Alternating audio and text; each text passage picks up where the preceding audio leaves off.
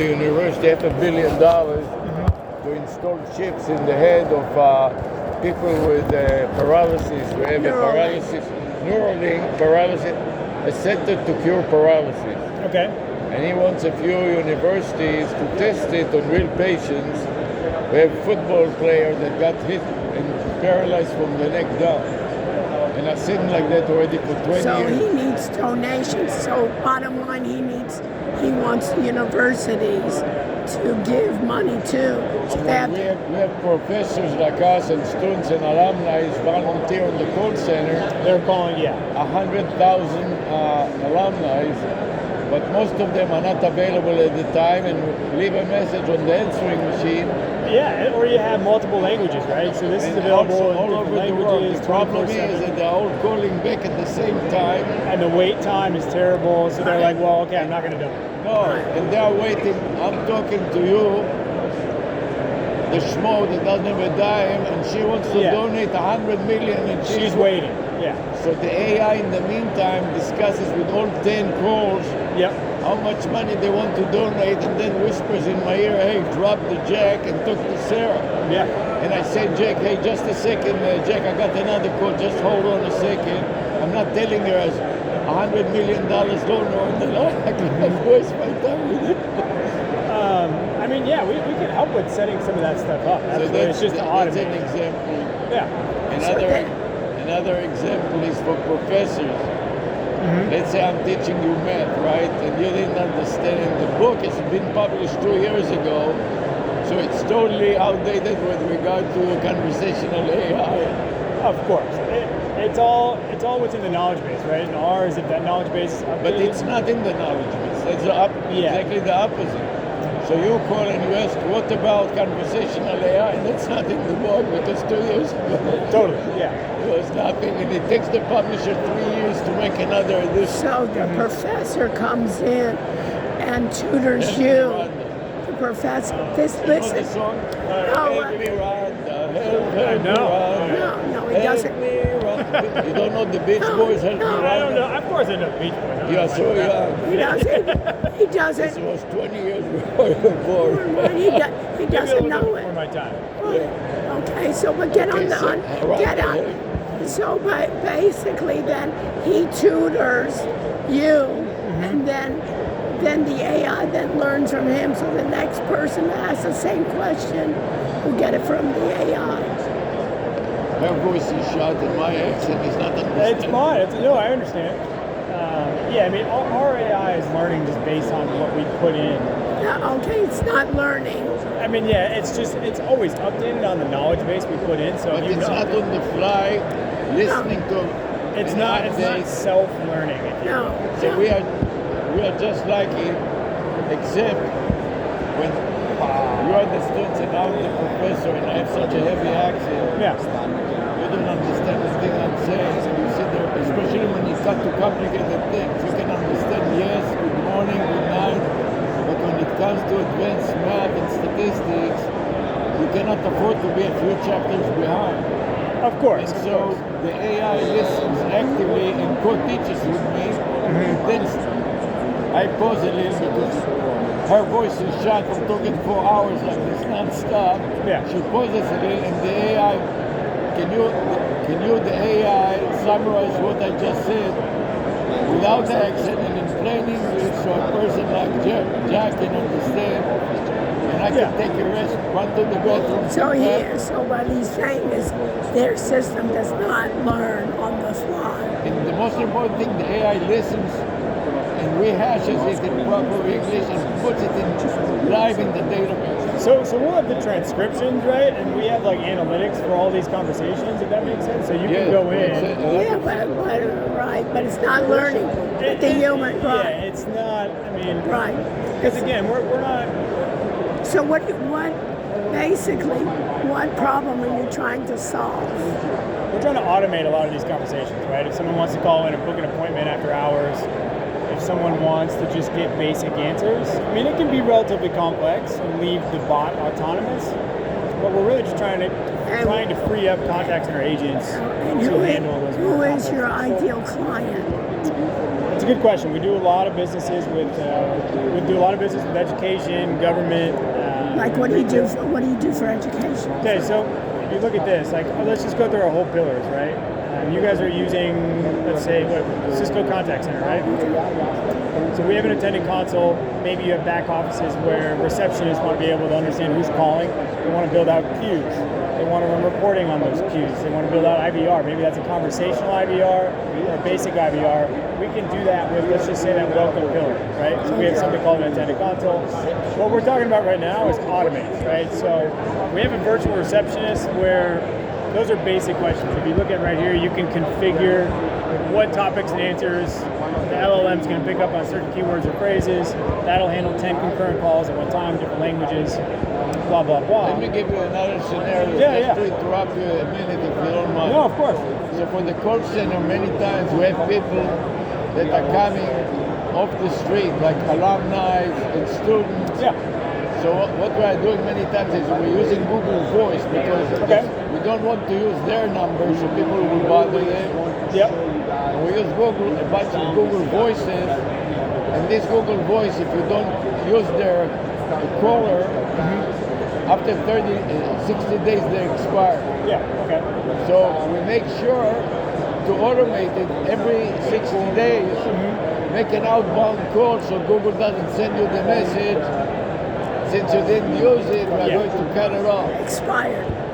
So Expired, yeah. Regarding where you would get the numbers from, we could just do a SIP trunk to any number in, I don't know, Control Up. And you can use a number there. What I'm saying is, So what's your point? my point is to put all these Google Voices in a spreadsheet, in a Google sheet, and within every 90 days, make sure that they are used at least once so Google doesn't stop. Can you automate calling out? Can you automate such a...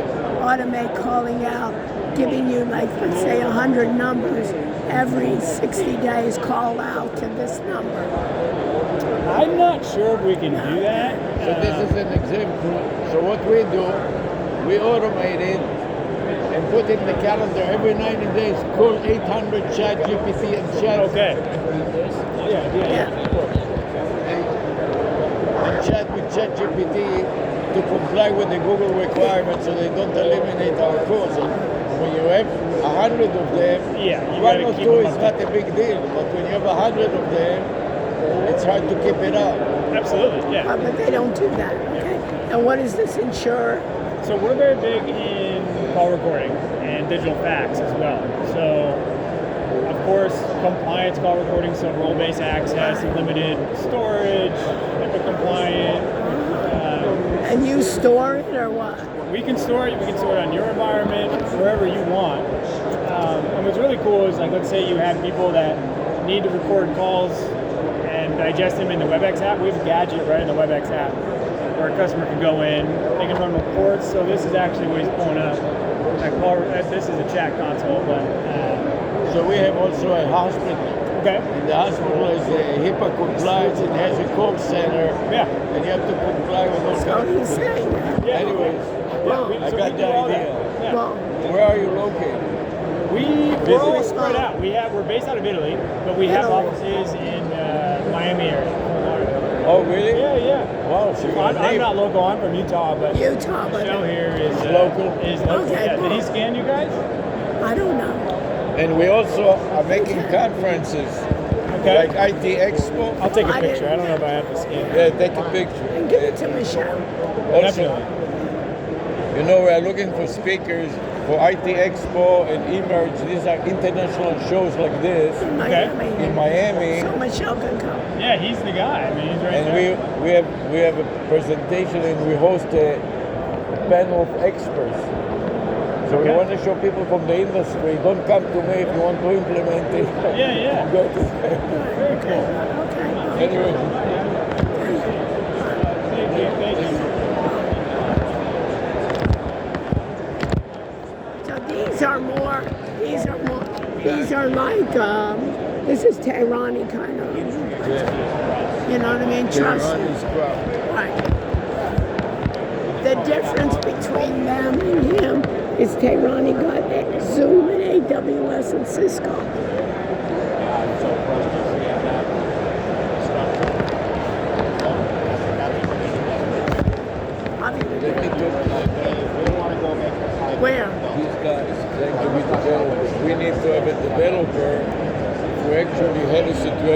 we actually want to use it. Yeah, especially since we both have MSAs. So that makes the contract really easy. If you mind to let me talk to him a few seconds. Yeah, but he's in the middle of a talk. Doesn't matter, you want to listen to this. So hopefully that all makes sense. Hi guys, how are you? Hi. Alright, how are you? Nice to meet you. I'll reach out. I'll reach out over LinkedIn so that we can continue the conversation. Enjoy your show. So what do you guys do? So we do technology services, so full life cycle product development and back office IT services and core engineering services. So you're Where special. are you located? I'm personally located in San Diego. San Okay. Diego. We're born and headquartered in London. In London. U.S. Headquarters in New So York. who's your ideal client? So we serve 14 vertical markets. What are the vertical? Generally speaking, enterprise clients. Right. Tell me a little bit about who you Where guys. We are making We're AI with call. we're with Can you you. help me, Rhonda? Yeah, we're with the University of Miami. Okay. And we're using AI and we're doing what they call AI callers, Okay. like a phone caller. Have you heard of that? Yeah. So, for instance, like 1-800-CHAT-GPT. Have you ever used it? I haven't used that. No, I mean I've used ChatGPT a lot. What But do you think will happen if you took your phone now and dial 800 chat GPT? I have no idea. I know, I'm asking you to the guess. I'm guessing that I would have a conversation. Yeah, with See, who? this was an intelligent test, Yeah. and believe it or not, only 1% of the crowd here. It knows the answer. Even though it's so obvious that they don't 100% will figure But it you'd out. have a conversation with whom? 1-800-CHAT-GPT. Well, whatever instruction set you gave the large language model, it answers the phone on the other side. Yeah, but it's ChatGPT. But did you give it an instruction set before it answered the phone? It's ChatGPT. It's I understand what ChatGPT is. I understand what large language models are. Yeah, but if you call 1-800-CHAT-GPT, it's open AI, You don't have to ChatGPT. give it instruction. That doesn't mean that you are prohibited from customizing it further. But the low level, the old model, this is Model 3 from 2-3 years ago. Of ChatGPT. So you can, instead of Yeah, using so ChatGPT 3.0 has an instruction set that was given to it by OpenAI, right, and I would assume if I called 1-800-ChatGPT you would get that I would assume that I would get a large language model. I wouldn't assume which large language model. the lower one. But I would also assume The that lower one. that Otherwise, why would you pay $20 That- subscription if they give it to you free? well, but that it would have further instruction set based on whatever it is that you're trying to accomplish. So what we do is we customize it. Right. So That's let's say that that's you the were- instruction set. You were our student, right? So in the first hour, So we're using it for professors. So Okay. every professor would have their number, and for office hours, they would first call the ChatGPT. Basically, So that's the application is. So so who's the user of the system? A student? Like it's kind of. we are So- using multiple systems. Imagine to yourself that you have two professors like me and her. Uh-huh. I have an accent that you cannot understand a damn thing. With I can understand enough. her voice is shot, so you can also. So between the two of us, the AI listens in real time, Uh-huh. and every time she cannot speak more than 2 minutes in a row, and you don't understand, so it doesn't matter what. But so the application. We are asking the professor, we're asking the AI, can you please summarize what we just said? Okay. And every few minutes we take a little break and rest, and the AI goes over it in proper when the AI says, "I don't know," let me have Professor Rush come in and help, Okay. and then it will learn. In that case, what is it? So for example, Yeah. so my son's 20 years old. Right. He's at Cal Poly San Luis Right. Obispo studying Yeah, I materials know. engineering. Yeah, we went to And- interview there, by the way. And so the It's pretty. idea would be him Great school. as a student. Yeah, very happy he got in there. So Right. so the idea would be that him as a student, so he could call a phone number. He would get a large language model that answered the phone. Of that professor. Of that So each professor gets their own number. right. Got it. And so he could call his faculty advisor for his electric car project that he's on. Right. And so the idea is the large language model is going to be trained on an instruction set from the professor. Right. right? And then you can have a conversation. That's a cool So we idea. take it one step If further. you were the advisor, David, it says, I don't know, it would contact you and you could come in Yeah. to the call. And so are you doing this within your university? Are you spinning out a new business? No. Or It's our research. But let oh, me so you're tell doing a you, research project so inside you university? you can relate to what your son is doing. Yeah. We take it a little further. We co-teach with the AI. So and when the AI summarize what we said and hallucinate, we intervene in real time and correct it, and that goes to the database. And the next time the AI comes back, So it understands. It eliminates the hallucination and gets how we corrected it. But instead of talking in my accent, it talks in perfect American accent. and maybe any language, right? And so imagine to yourself that you have me and another Chinese. You familiar with agentic AI and kind of the concept of that? So when you talk about you having to correct it, to me the idea would be each professor gets their own army of agents. Right. And so, like, you have your agent that is you as a professor with your kind of core knowledge, but then you also maybe have an assistant professor that maybe plays a quality assurance role, right? And then you may have a teaching assistant that'll do the grades, right? Yeah, and so any number of AI agents to help, the professors facilitate So in class, in conversations. real time, we don't use only one AI like 800 ChatGPT. We're using another one, 640 called SAM.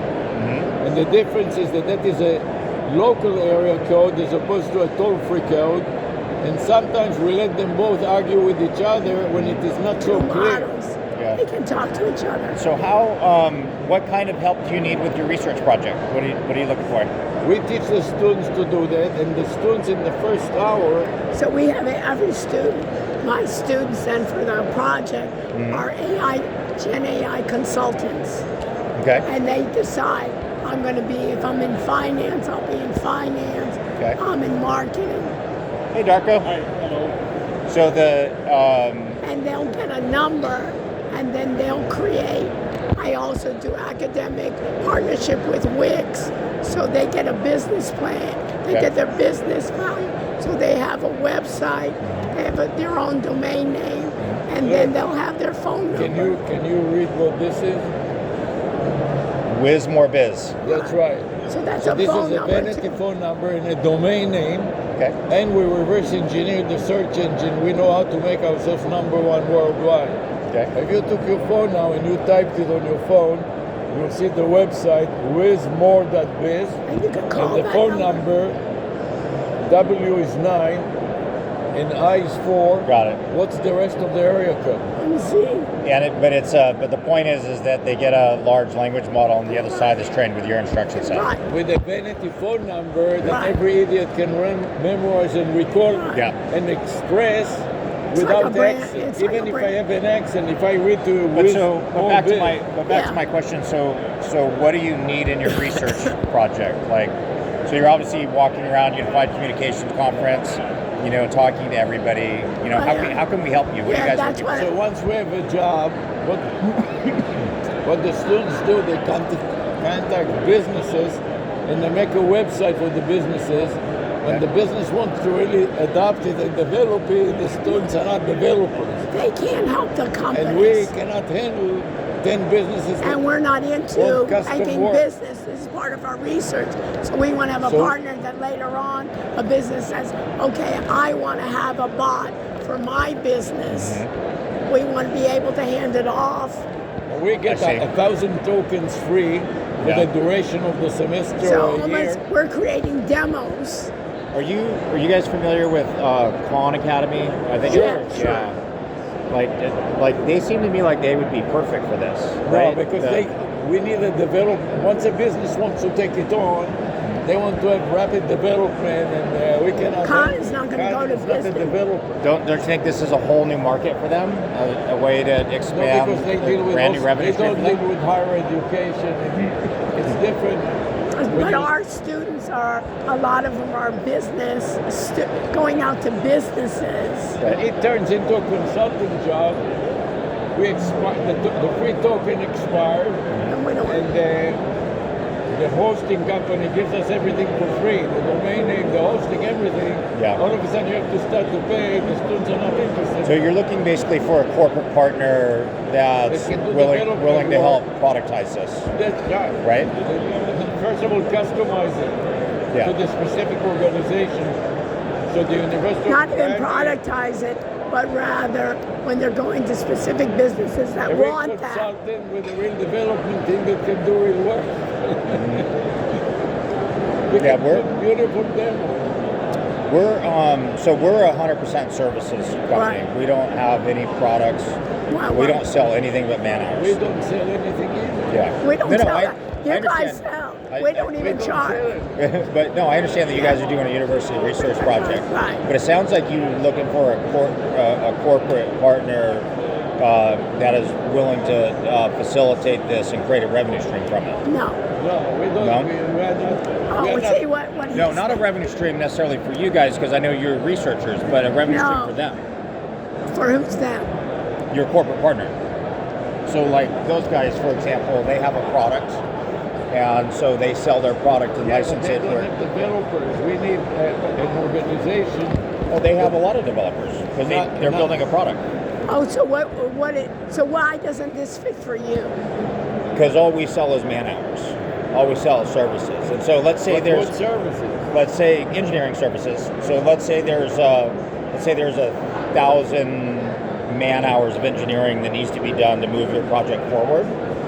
If we were to give you that 1,000 hours, we don't have any way to monetize it. Because if we do We the don't 1,000 want you to give us anything. When the customer wants real development work, He's saying when our students, for instance, go out to a business and say, we want a voice bot, okay. who can help us? We want to pay for it. The student isn't going to help him. We're not going to help him. your son is taking classes. Who's What? going to pay for it? The company. The companies. Your son is taking another course next semester, and he's not interested in healthcare or whatever the company is. You know, So let's say an insurance the agent. company is pissed off. They say, "Hey, we're big Yeah. donors to the university. You let us on. You give us all. Now we want to make the last step." And you said, "Go You to gave hell." us a demo, So- and now we want to institute it. But They give us 1,000 tokens, so it is everything is free. I understand, Yeah. but the I'm just going to call them agents or basically Okay. university professors, right? No, but they can be anything. Anything. Anything. But We're so how is this different than anybody else's agentic AI framework? Like Everything is free that we do. It's a part of the classroom. And the company knows that it is free, so they say, if it is free, what the hell are taking? we pretty much only work with really big enterprises, So it's a huge enterprise, so that's the difference. and So Yeah. also within the university, for example, we have a call center for alumni, 100,000 alumni. So what you do the work for the Elon Musk donated $500 million for the Center to Cure Paralysis to install a chip in the head of the paralyzed football players so Yeah. they can control their hands and whatever. Neuralink. But Neuralink, thank you. Neuralink, I was like, I know this. What's Yeah, the name right, of it? right. Yeah, right. Yeah, I forget. The AI told you. This is an intelligent test that I failed time and time. Security. Anyways, it says, okay, so raise some money from your alumni too. I want to see that it is really. So the question is, he's with the enterprise. So He doesn't- the call center is part of the university. So what do you want him And to once do? we set them up with a demo and they weren't ready to deploy it, So the with the So our thing with the professors we have is just full-time a sale. professors and researchers. We cannot really. We don't have the time. the end company that ends up paying for this, Right. what kinds of companies are we In talking this about? case, it will be the university. The university, the Because I'm entire, not going to the start. medical school, the hospital. They have a hospital, and the hospital is a call center. And the alumni, the Is students. something like Parkland Health? You guys familiar with Parkland Health in Texas? I know Um, the name. So they have the largest emergency room in the country. They have over 1,000 beds. I was a speaker where they were there. Yeah. We were The on- CTO. When you mentioned the health center, I know the CIO over there Yeah. at Parkland Health, and I was What thinking is his something. name? Joe, I don't remember his last name off the top of my head. I met him. But I was thinking something like this might be interesting to Joe. Yeah, we were also students at UT Austin. We lived there for but that's not Austin. 4 years. What does that have to in do? Austin. Is this in Texas, you said, no? No. Yeah, it's in Texas. I don't actually. It's in Parkland, right? Parkland. Like I don't know Yeah, Texas it's that just well. a hospital. I don't know where I don't know where Parkland is. I think it's by Dallas. It's by Dallas. Yeah. It has nothing to do with the university. Okay, got it. Okay, but you got the idea. Yes. So our idea of the professor is just an example. I see. Since we're professors, and Yes. then the students Yeah. would take it on as projects of different business types. The same idea Yeah. of having the It's agent. interesting, we didn't know about politics. I'm glad you told this to us. About what? About which? politics and the professors in your son's school. No, he doesn't. He says he just gave an example that a student could possibly use it. You didn't say that No. your son is going to politics? Do you want a cough drop for your drunk? You're welcome. Thank you. I can relate. I do a lot of speaking engagements, I and do. I lose I can relate to She has a class 4 hours non-stop and in the evening. tomorrow. Tomorrow from Tomorrow? 3 to 8. Yeah. Okay. Let me grab your badges, Yeah. and we'll see if we Now can. you kind of understand it. Don't take it literally that we want somebody. That's why I appreciate it that you're thinking. That's not what he said. I'll tell you that. Sorry, I gotta find the right screen. Give me a He second. was just saying he's trying to imagine what his son would use. Not that his son uses it. His son just. He wants to shoot. It's all right. Okay.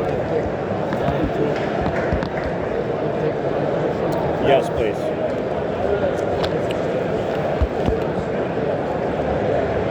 Thank you.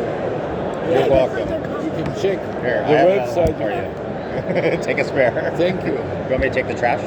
I'll take it then. Okay. Thank All you. right. Nice to meet you. Thank you. You want to talk to smart people like this? But he was just trying to think how his son could use something Fine, like it that. doesn't matter, but But that it- helps me to see Right. that somebody also thinks that it is of Right. use of So something. he thought that you would make it a product. Yes. So sell it to Khan Academy.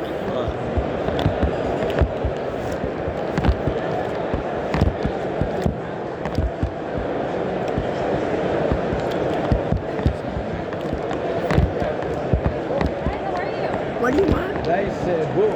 Thank you so much. Let me see what this book is. What they do? Excuse me, what do you guys do? Yeah, we're a video streaming platform for enterprise. That's a great idea. I should have brought my mask too. I'm actually kind of feeling cruddy, and so I just want to make sure to keep people safe. Yeah, okay. Such a beautiful, So what do you guys do? I'm the gonna most stay beautiful, because I'm beautiful- sick too. You Okay. have the most beautiful book in the Thank shop. you. So what is These colors. and the chairs? So what is it? We are a video streaming platform for enterprise companies. So webinars, all hands, town halls, we make it look good. We make it look professional. We want to make it look as engaging as content that you're engaging with everywhere. So else. if I'm using Zoom now, So Zoom, but custom branded, registration, engagement features, production software on the back end. or you make it pretty, We make it pretty, we make it smooth, we make it You make it branded work. to you. pretty, and they brand it nicely. So if I were, So we are professors, we are streaming live our classes to YouTube Live. Yeah. And yeah. we don't want to make it pretty. We just want to No, give the but that- student a but chance to pass the exam because most of them procrastinate until a few hours before the final and then they realize I didn't go to the class and I didn't read the book and now I don't know what to say. Yeah. Like the course. Yeah. So then they call the professor and the professor doesn't want to spend his life with slackers 5 hours before the exam. So we have an AI that can handle the students' questions, and only when the AI fails to answer, we chime in. Gotcha. okay, but you're But I making don't think that We care about it being pretty, you know. We care about the script. But it's a major thing. But if they do a town hall for donors, then they care. You remember, like the I'm trying to university. figure out how can. No, but when the university, for instance, got those doctors to come in and give a webinar, and then they get the professional caster from the news come in. We also reverse engineer the Google algorithms, so we know how to be number one worldwide. And the students go to Google to type the keyword, and it appears on YouTube live now, and they click on it in the live class. So, And we archive it, so when they learn, the AI will ingest all our live broadcast and prepare practice tests and hone in on what they've learned. Keep digging in until they are proficient. Gotcha. gotcha. Stuff like that. Okay. We give them a vanity number like 800 chat GPT. What do you think will happen if you dial right now chat GPT? 1-800-CHAT-GPT? Right. That's a great question. I don't know. I know, this is why I'm asking you, to see if you can get it. No idea. Should I call? Okay. Is it you? Wow. And you see, you have a professor, one that speaks with an accent like myself, that you cannot understand one word in two words in a row, and the other one is a short voice. All right, let's do it. Can you make it loud so I can Yeah. hear? Speaker. Just so you know, our conversation may be reviewed for safety.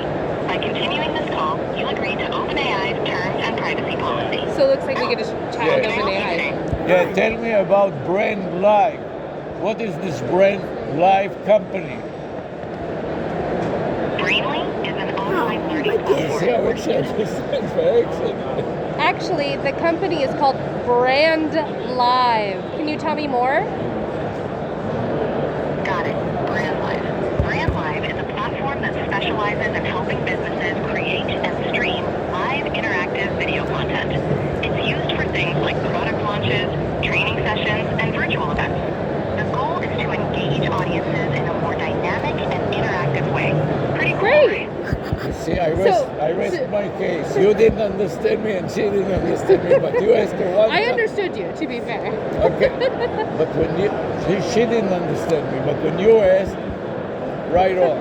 So it's ChatGPT. Instead of typing it, you can call Oh, that's helpful. on any phone. See, this is an example. Can you read this? Wismore Biz? Right. It's What also do you think this is? Wismore Biz.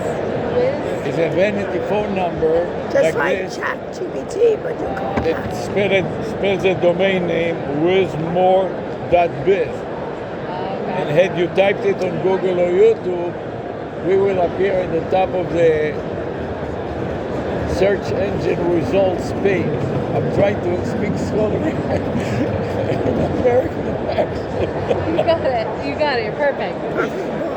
And then it will say, if I were in a class now, it will say live now, and you'll be in the live YouTube broadcast. And if it's not, it will be archived, and that is the website will appear at the top of the. Wismore.biz.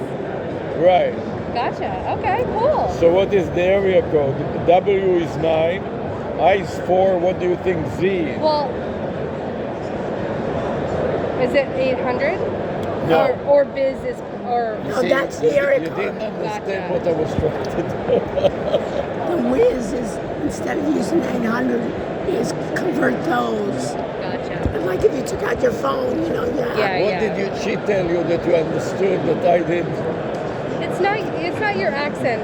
It's that I thought it was .biz, like that wasn't part of the number. That was the part I misunderstood.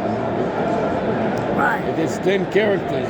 1, 2, 3, 4, 5, 6, 7, 8, 9, 10. She thought biz wasn't part of the number, she says. So she inferred that it was an 800 before this and this was the rest of So the number. and what is the area code then? Now that you understand it, I'd have to look it up. I told you W is 9, Uh-huh. I is 4.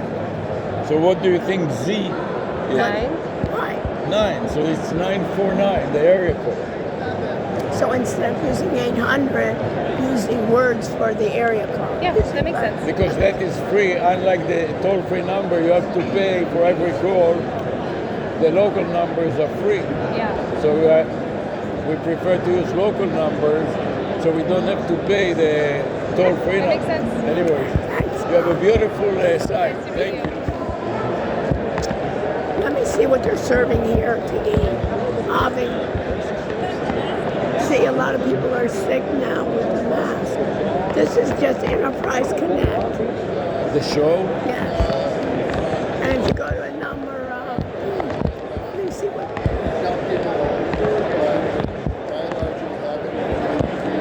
And it is a work because people work with it.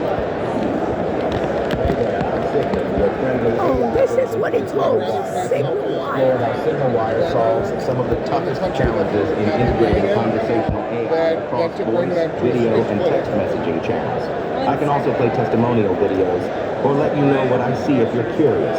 Plus, you can fork my code and build your own advanced version of me on Signal Wire's platform. Pardon? So, What do you guys do? how can I help you today? So we do APIs for voice, video, and text messaging. So we're kind of a mix of the CCAS, CPAS, UCAS space. We call it Programmable Unified Communications. So all API-driven, programmable voice, video, text messaging. How does it compare to You know Vappy? AI? Hey there, I'm Sigmund, No, your friendly Vappy. AI agent from I've Signal never Wire. I can used help it, you but I do explore know how of Signal it. Wire How are solves you some of the different? toughest I challenges don't in know enough integrating about Vappy conversational to- AI They across basically, voice, video, they and have, text messaging you can channels. decide I you can want also an play eight, testimonial videos or basically let you know can what I create see if your you're own curious. assistant, Plus, and then you can would fork my also code either and build your own record a advanced number version or of they'll me on give you a Signal Wire's number. platform. We can do all those things. So, how can I help you today? So, So we allow you to buy numbers, we port in numbers from all over the place.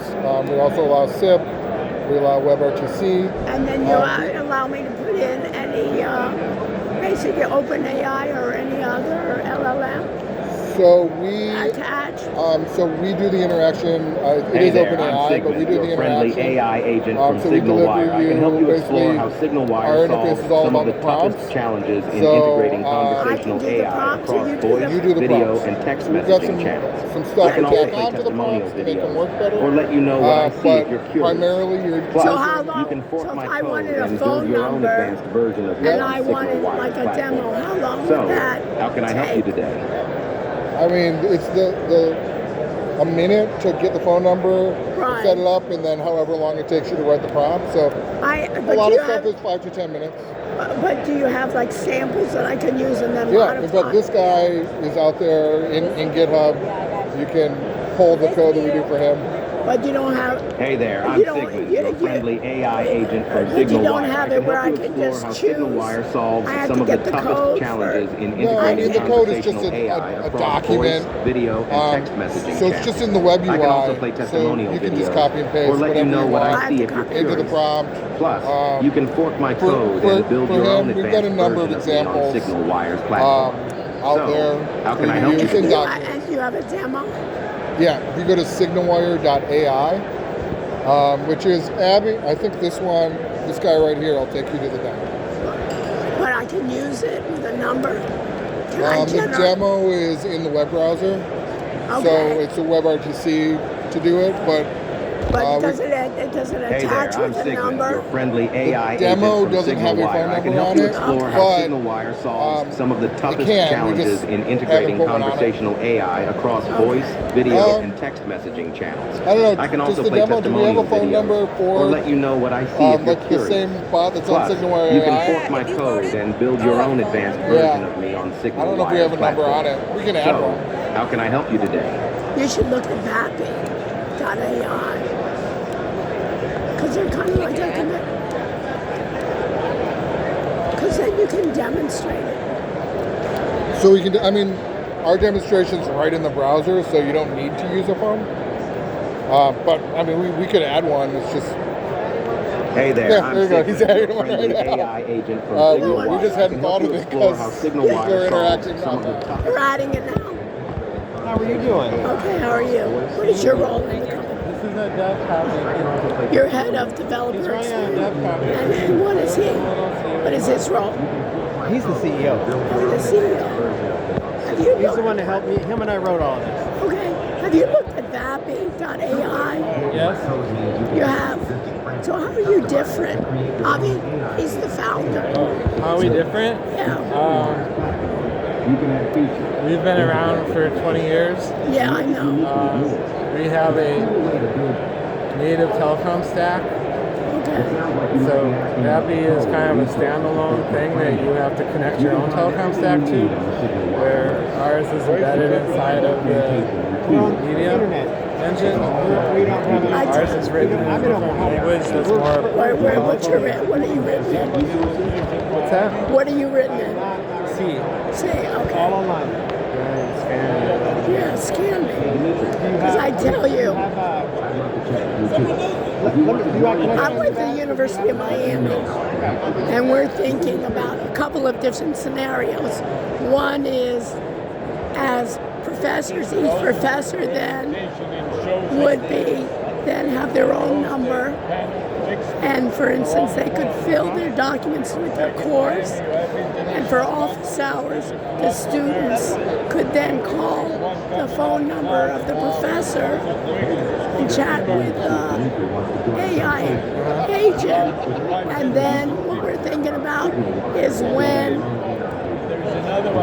they got a question that the app was not able to answer, they would then call the professor then to basically tutor. Let's say you were the student, basically answer that question and then learn and then add it to the database. And so you understand, so every professor then would have their own AI agent. And then what I have for the students is they do product training. I have them to be basically Gen AI consultants. But I can. And I have a connection with Wix, academic partnership. So Wix for the semester gives them their business plan, their business basic version. So they get a free domain name and they get extras. So they create a website. And then basically, what I have them do now is go to Vappy.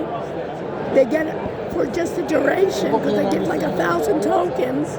So basically, then what the students get is they get a phone number and they give them demos like you can be customer service or you can be support. They pick one of the templates, they change a little bit of the documentation, and then they can go out to businesses and say, do you want something like this? We can give you a demo of it. But then I wanted to convert that when those businesses really need not the 1,000 tokens, they can go to somebody like you and get your services. You got it? Yeah, so like you were saying, what's different about us? We mostly focus on making it really easy to define the AI agents, but then making it part of an existing call control. Like, so we've been powering telephone applications for 20 years plus, so you can write normal IVRs too, classic AI ones, and then add AI stuff to it. And we can, once you build one, you can call it from a web browser, from a phone number, from a voice over IP. We normalize all that. It's locked down enough that the hallucination is, I mean, it's still a thing a little bit. And how is your, pretty locked down. so who's your ideal client? Our ideal client tends to be someone that likes to develop, because we build things to allow developers to make their own things on top of us. So anyone that's like has a dev team and likes to build stuff, especially when they're trying to build some kind of platform or product, or they're trying to build stuff like that. So where do you think? And then we have something like at the university, they want to do like call centers to basically to their alumni. Right, so it's perfect, right? Call centers is a big use case. And probably the hardest part of You can that also is have the AI answer the phone and Right. then transfer to people Right. if they pass the test. Yeah, right. Right. If you just want to sell us something, we don't want you. We just want to donate $5. You know. Yeah. So it can handle what you tell it to handle, and if anything else happens, it transfers. What is your name, Anthony? Tony, this is Sarah. This is Avi.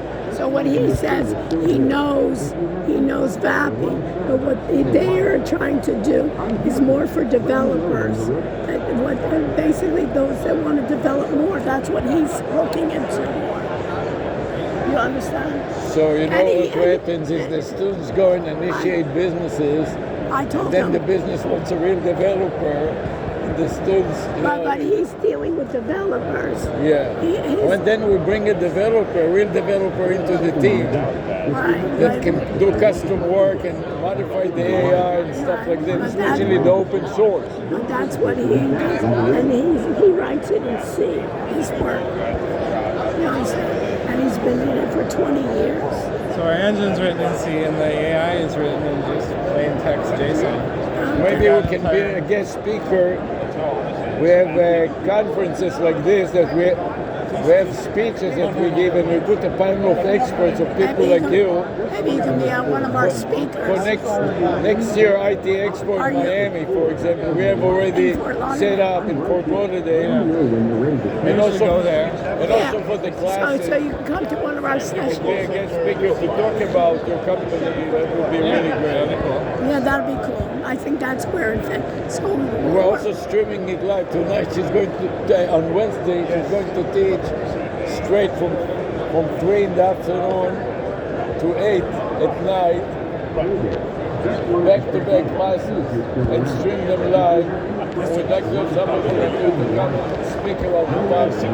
And the students is happy to make I told them about. But you know, after when they come to real development, They don't know what to do. they don't know what to do. You like all those guys job like that because we are full professors and we do research. We don't have time. Okay, you got it. So that's Anyway, Don't hit that button. Hang that up. Hang that one up. We got to develop. It looks like you might be. Dimitri, It looks like you might be quitting. Where? I'm here to help you. It's all better. You put his belt on. So that's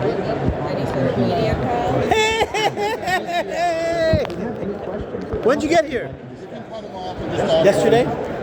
They opened at 3. I know we were. I couldn't make it, but I was so. Oh, sorry. Thank you. I was so tired. I flew in from Brazil and I was just completely toast. Where are you staying, Sarah? At Suites, Spring Hill Suites. Okay. You're here till when? I have a friend of mine that lives in Ocala. He's a dear friend of mine. I've known him for 40 plus years. So he's like, there's no way staying at a hotel. Come stay with me. But it's an hour and 20 minute drive. I know. It's really nice there, though. It is. It's horse country. I don't mind. I get to hang out with a buddy I haven't talked, I don't spend much time with. I spent the last month on my friend's horse farm in Orlando. Oh, no. And it's not been bad. This is Dr. Sarah, by the way. Sorry. We met earlier. Oh, you know. Oh, she's I my spent bad. 2 weeks living on the beach in Miami in my RV, and then I drove up and I've been on a horse farm since. It's not a bad life down here. No. They call it South Georgia. They don't call it Northern.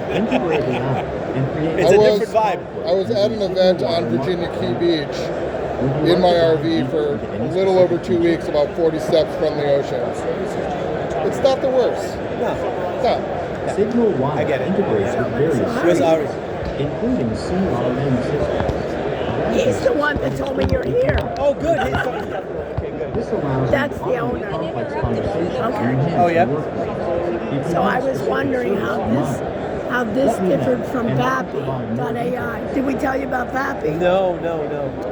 We just came up with the newer version of the AI engagement tool. Thank you, brother. You should look at it. Write it down. It's V. Have a great day. Have your folks look at it. It's called VAPI. Which was it? Yeah. V. V as in VEE? Like in Victor. It's like in voice. Okay, V. A. Like API. Okay. Dot AI. hey Dimitri, Brother! You know I can't be too far away from you guys. Isn't it amazing how we meet? Yeah, I told you I was coming. I flew in from Sao Paulo. I was there for a month. And, I remember we met and with. I just got back Saturday, and then Did you go to Argentina too? Yes, I went to Argentina and Brazil. I'm trying to catch up on demand in the marketplace, and I just wanted to see what other people are offering in the engagement. Just always have an idea of what's This is what These guys are pretty good. These guys are pretty good. But this is so easy. What we're having our students do is you can get a phone number. You create an assistant. They have 4 different templates, and then basically you choose the model.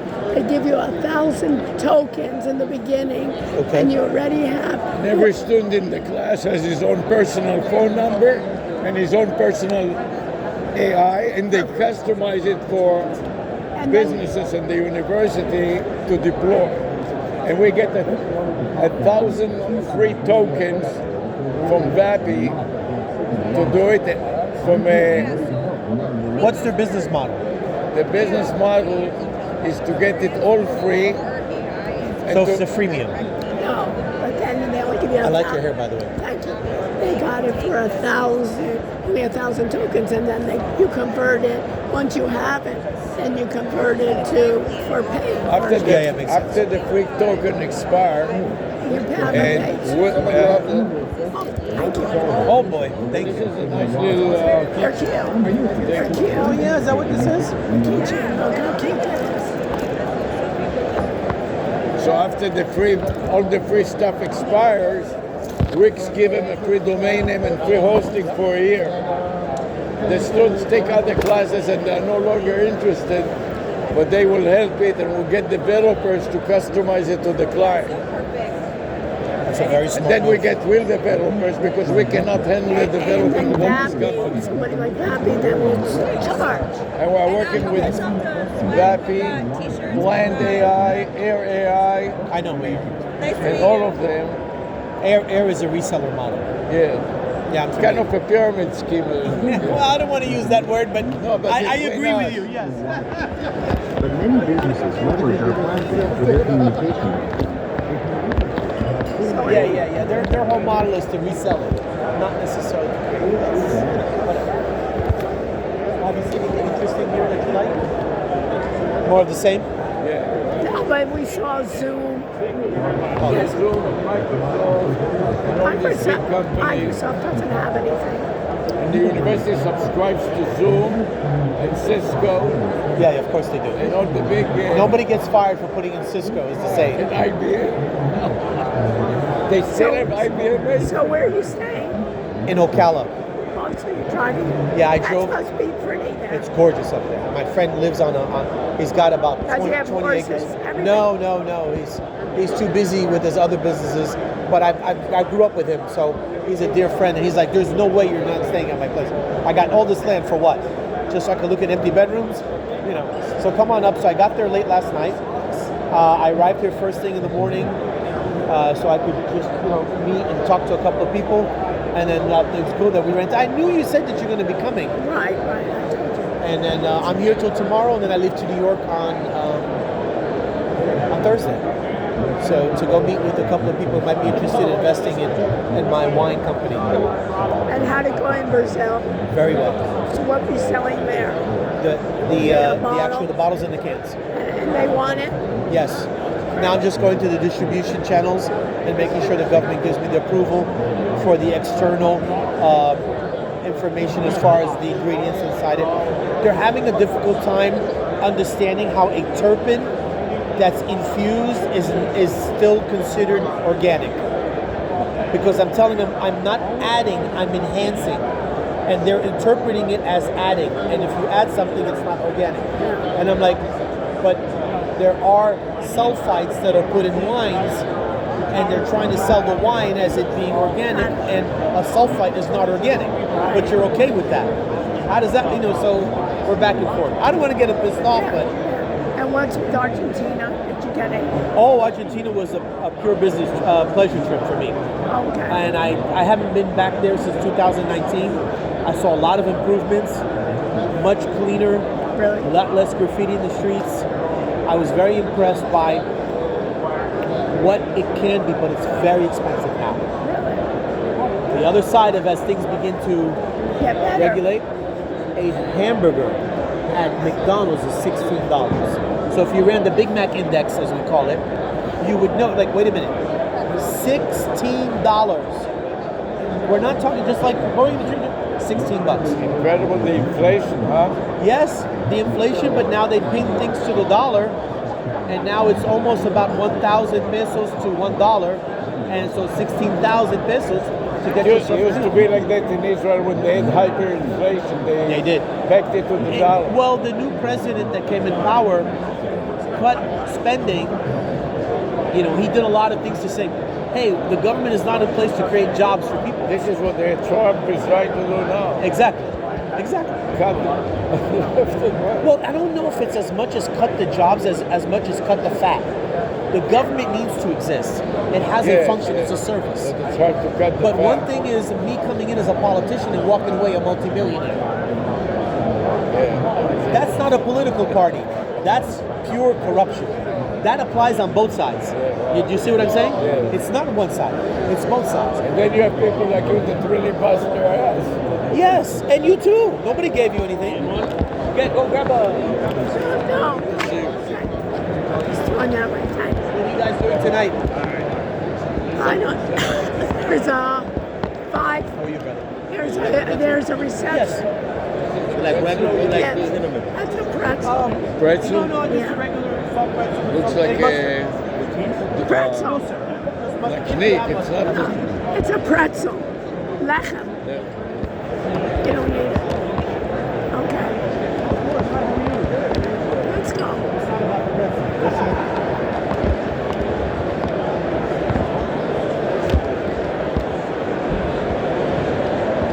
So that switch that's what they wanted you to see yesterday. Remember these guys?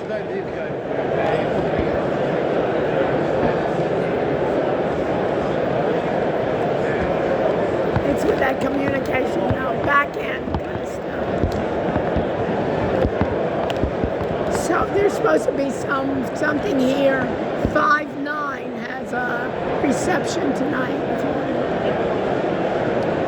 For some reason, my impression is last year was busier, but that's just my impression. I don't know. I was not here last year. I was there. Well, the economy is also You think so? Oh yeah.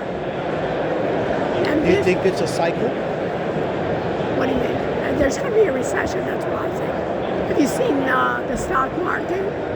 But the stock market is a speculating model, I know, but not necessarily a performance model. Companies go through, their stock goes through the roof, yet they still don't make money. And you know, this Trump ate so much ads, so much uncertainty that's right. and risk that the market goes berserk. And then businesses don't plan, so they just don't act. The same people who 6 weeks ago, when he was elected in November, everything accelerated. But they didn't think he'd for I real. didn't think that he's going to start wars. Wars, and then he's starting wars with everybody. Canada, and what he's starting with Mexico. What did Canada do to you?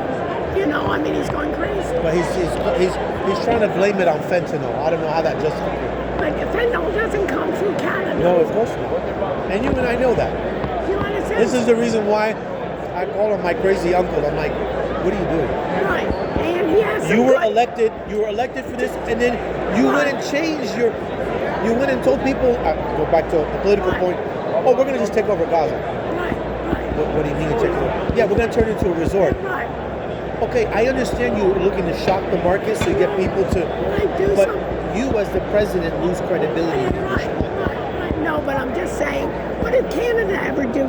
Your same car that goes back and forth. What was NAFTA? The whole idea. Thank you. I said that. I know he negotiated again in the second term. I know. Or the first term, sorry. But a lot of this stuff, he just goes back to whatever he said in the first term. You know, the same idea. And, you know, all that stuff he starts just mental. I know. I can't disagree with you. No, but I'm saying and that's why the market says. You know what? Let's wait and see. But that's what the market says. How can I plan? You know, and tomorrow it's this, and next day it's this, and now it's 200% on champagne and wine. You know what I mean? And don't forget, I'm importing products from Europe too. I know, but I'm just saying, how can you plan? So he basically is his worst enemy. Yes. And even with Ukraine, think about it. All of a sudden calling, Zelensky a dictator, that they started the war, give me a break. And then, and all of a sudden, Putin is fantastic. And the fun, even if you have a disagreement, you don't have it in public. Even that reporter that says, why aren't you wearing a suit? I know. That's just bad decorum. Okay, well, if you have a point, and if, the word is if, that is not the place to do it. Oh, but there were... You're still going to look bad. But I'm just saying the whole thing. Yeah. No, I actually, I couldn't believe it until I saw it myself. So you're asking why there may not be as many people. It's this for the enterprise. So they're saying... They're spooked. Right. They're spooked. So why should I send you for this? I don't know how much it's even going to cost me. Yeah, you guys being the business school, I can imagine. And not even that. It's basically when you start screwing around with all those grants and saying, all these guys in the medical school that are doing research, they stop the grants for a while. Well, how do I know? There's no corruption in that. No, but I'm just saying, so basically, so when somebody's trying to cure cancer at the university, right, and all of a sudden, I'm cutting your funds for a while. No. But you understand? Yeah, totally. Disruption. So now the university says, hey, we don't even know where we're losing $50 million this week. And you might be out of a job, like, we said lay you off. Well, yeah, first of all, they say all the universities are saying we'll stop hiring. Because, you understand? So that's going to take an effect. You understand? So that's going to take effect in the account. And let's say in 3 months he brings it back with just the idea. You can't just push and pull people like that. So when you say you're cutting the fat, you have to look at what you're cutting. Just don't do wholesale. Right. You understand? Nobody's not saying that there's waste in the government. Yeah. But if you have this and all of a sudden they said, oh, now we have to bring you back. There are physicians there that came and moved. They have families, they have mortgages, they have, And now you're going to say no. And in the Veterans Administration, when you have those physicians that you say, hey, we're going to help the vets, and all of a sudden you're a veteran and you can't get care. You understand? So I totally agree. So it's the ability to be able you can't plan, you can't forecast, you can't do anything. So the whole idea of cutting, the whole idea, even if you're going to use AI, is that you're going to have some sense behind it. It's like, so that's the problem. And in that sense, in his first term, at least he had people around him that said, hey, that doesn't make sense. You cannot do that. But now he's gotten them around The yes men. that are saying yes to things that are complete nonsense. So if he's nonsense, and the people around him are nonsense, you get a bad result. you understand? And then you're starting with Canada, you're starting with what did Canada do to you? And it's just human nature that Canada said, it's okay, so we'll take your bottles off the shelf. The whiskeys. I remember. Tit for tat. No, but you're just putting them. They would have never thought to do that had you not started with them. You understand? So that's. He did it with lumber and a couple of other things I know. or cars. But I'm just saying, you don't even feel it's like a madman, that a mentally disturbed person. People voted for you to deal with these certain things with that expectation. Now you turned it into something else that it wasn't necessarily, and you pissed off your neighbors. Right. The problem is not with the neighbor. You already negotiated that in the first term. It's not like you didn't negotiate it. I didn't know. You understand? Yeah, So what are they? So you're going to be the 51st or Panama Greenland, or it's almost like a distraction putting stuff up there. You know what I mean? He really has his eye on Greenland. Yeah, but even that is so stupid. Think about what the priority is. Priority is get inflation down. Priority is What people voted for you for. You understand? Get out of the war, Yeah, right. stop funding things that we don't want to be in. You understand? So it's a shame. You know what I mean? But anyways. Well, he's got 4 years to make himself either memorable, infamous, or notorious. I don't know, but that's why it checks out the market. Yeah. It checks out planning and the university, right? That relies on these grants. You cannot. You're seeing it. No, but you cannot be in the medical school without grants. The grants take your salary. So when I hire you as a medical researcher, if you don't have grants, I don't hire you. You have to come in with your own money. Really? So think about it. So if you have a researcher, I don't care, cure paralysis, Right. or cancer, or whatever, you have your lab and you fund it. So all of a sudden they come in and they say, all funding is stopped for 3 months. But nobody's questioning whether funding of cancer is a bad thing. There might be some. But you No, but what I'm saying is, look what they've done. They put fear in people saying, I can't take you on board to work at my research hospital because you don't have a grant. So I can. No, but they're not going to. No, but you have a grant. What they said is overall, you're going to stop it for 3 months. All grants don't get funded. So how do I survive? How does the department continue to grow? And then they said, then we'll look at it, and now all of a sudden we'll give it back. You understand? Yeah. So you want somebody to say, okay, these are 50 projects. What is waste here? And then you can do with a fine-tooth comb. You say, well, this is waste. Even use AI. This is too many people you have for this. But it's just blanket. Do you understand? That's the problem. I don't disagree with you. You understand? So that a normal person says, right? So if you're in a business, right? And today I say it's going to be 200%. Tomorrow I say it's 50%. So how can you? And how does the importation quotation work? Because it's from the time it arrives.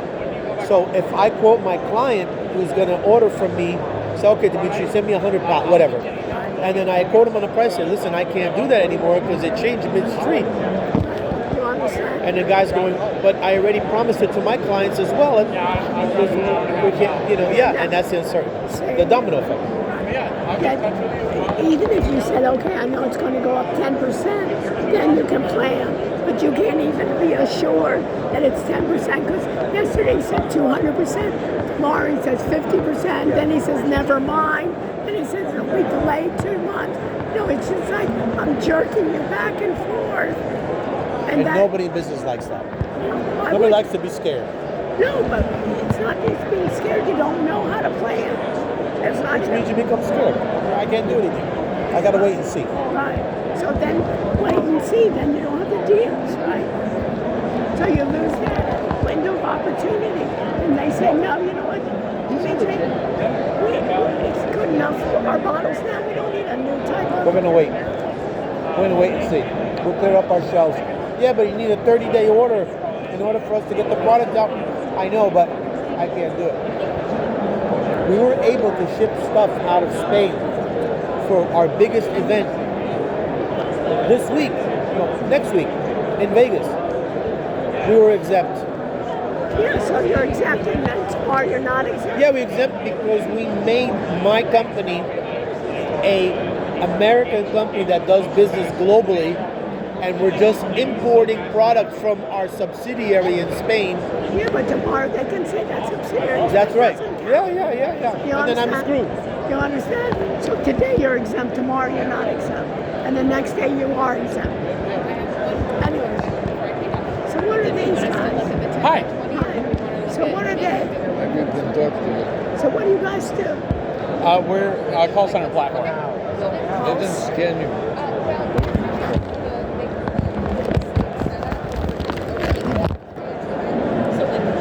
Guys, I'm going to walk in. Okay, we'll get to that. For this one, yeah. Stick with this one. Got it. Does it work? Okay, let's maybe see what else. Hang on, it's taking a minute. There he goes. It took a minute to load. Let's talk to him and see. Talk to him and get it.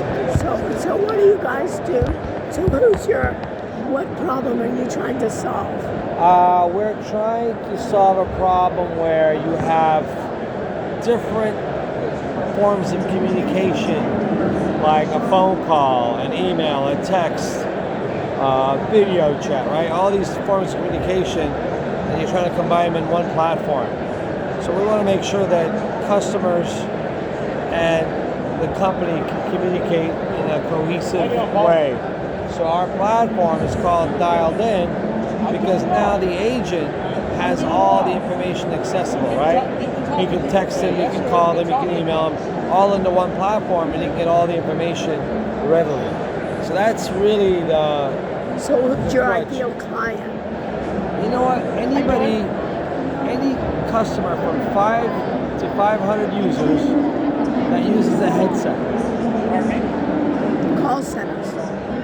So if you're using a headset, why are you using a headset? Because you don't want to pick up the phone? You can be a small doctor's office. I'm not saying small, but a medium-sized doctor's office. And you want to transfer a call. Where's the headquarters?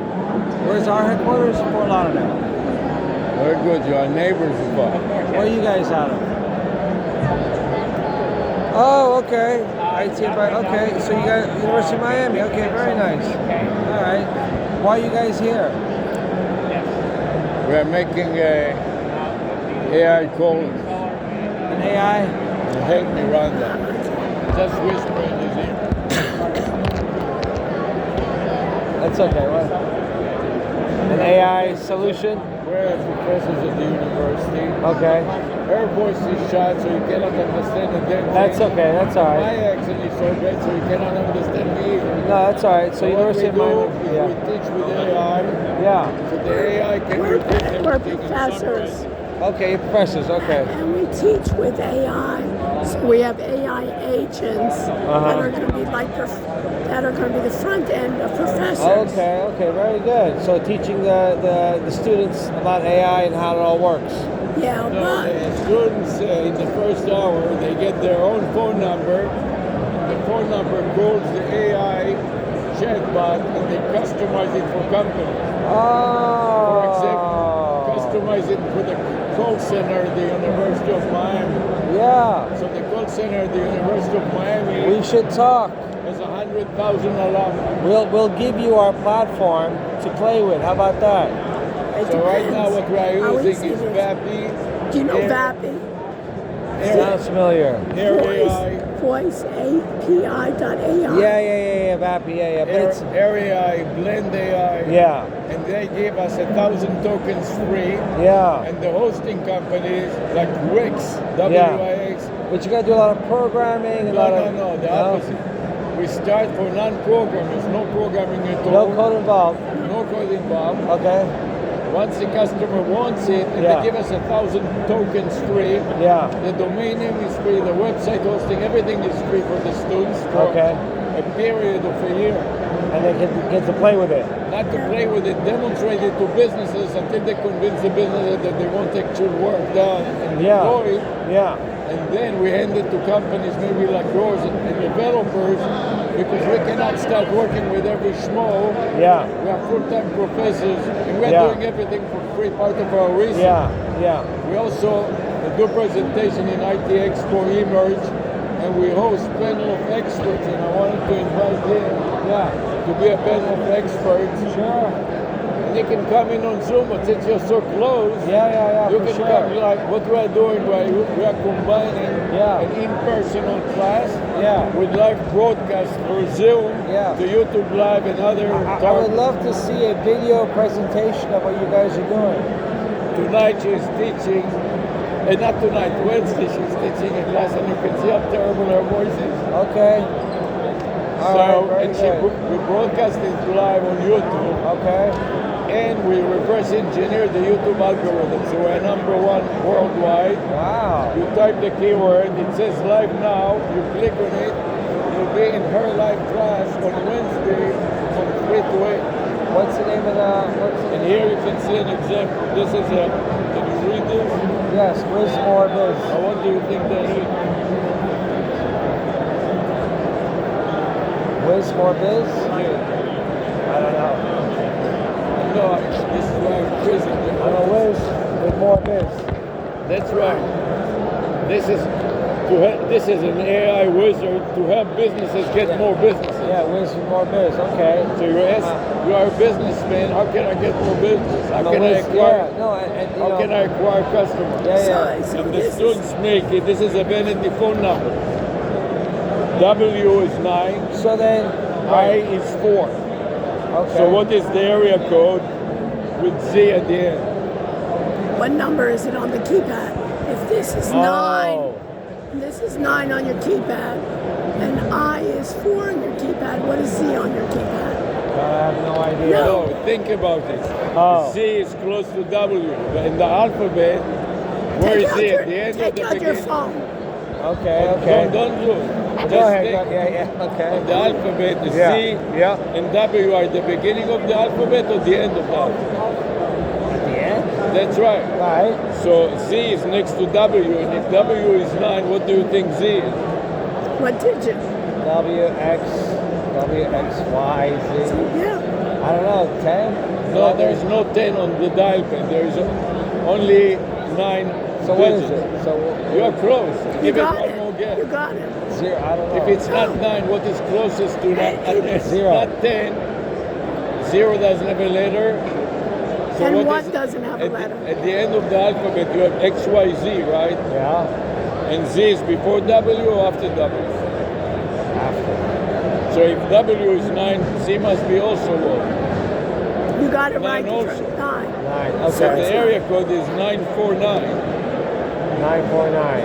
Right. 949 is the area code, and the rest is the phone number. 949, the phone number. I got you. And the phone number is like 800 ChatGPT. ChatGPT is called the vanity number. Okay. The vanity number is a number that can be translated to words. Like and 1-800 vice versa. mattresses, Okay, I got 1-800 you. flowers. Okay. And this number calls an AI.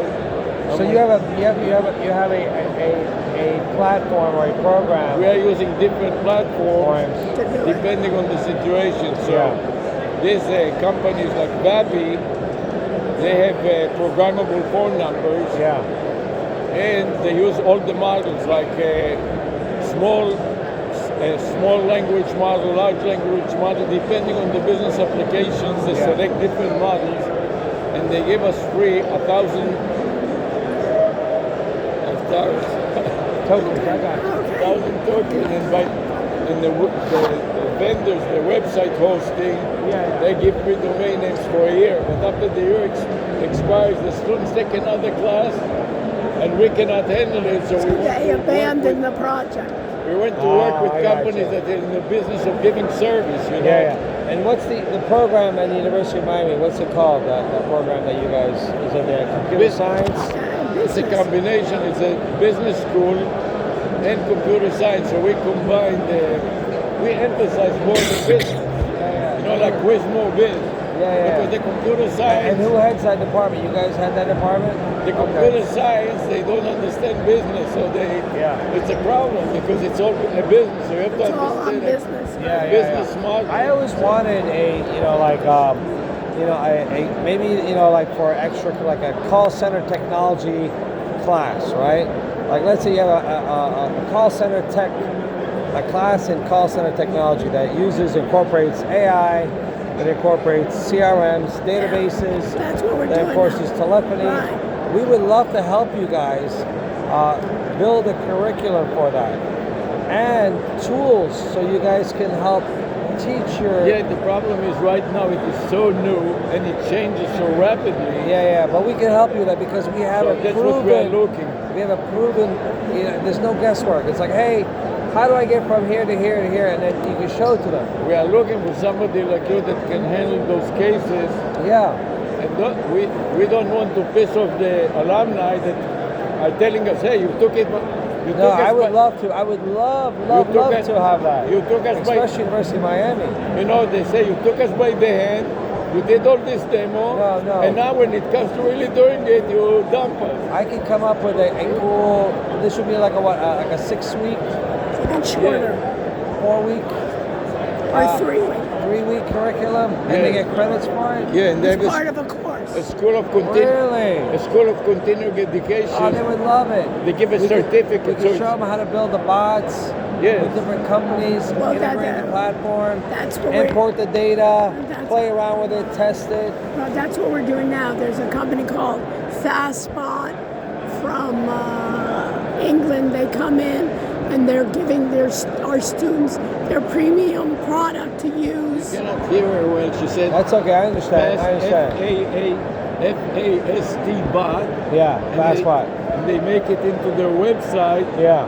So you have a bot on the website. Yeah. And So you can they converse incorporate with it. all these tools into their website. Okay. So like they have a chat bot, they have a voice bot. Okay. They have you looked at Google Notebook LM? No, I have not. Notebook LM. You put in the sources and it creates a podcast for you. Oh, okay, okay. And then when it creates a podcast for you, then you can join in the podcast and correct it. Oh, okay. You take your phone and go to Google and type this, where's more biz? Yeah. We top the search engine results page. Okay. On all the search engine. And when we are live, it says live now, you click on it I'm and gonna check out Wismore Biz. and for you'll sure. be in her lecture. Okay, fair enough. But you got the idea. I got it. And we gave him all the information. And I would like him to be particularly him. He looks like a professor. Because He looks like something. I don't know if it's a This professor. is, don't worry about it. We will be on the web. And all this big beard, only up. Yeah. We'll cut him. Yes. We'll do it the virtual. professor, yes. I know you didn't hire him for the looks. You know what I mean? Adams, yes. Maybe you did. Anyways, you did a great job. He's not so stupid. That guy's so stupid. But Ahmed. Yeah. Ahmed is his name. What is this? What are these? What is this?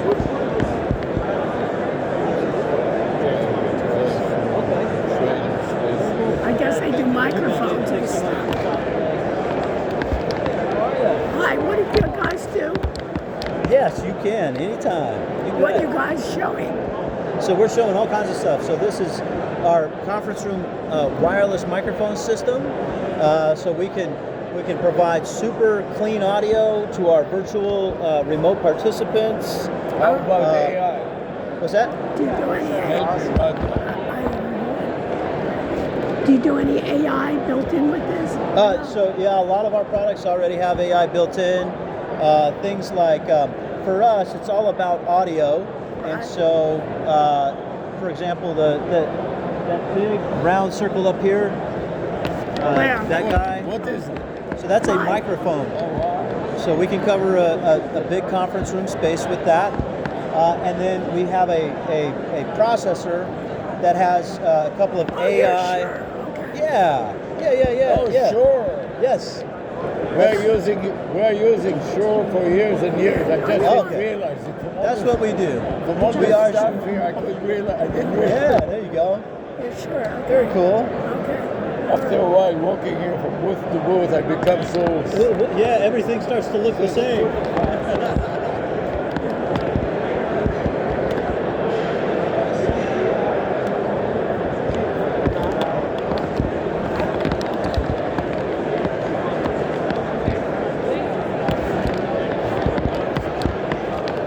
Okay.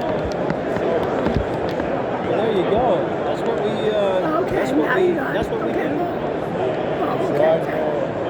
Okay. Do you have something for remote students and remote professors to set up?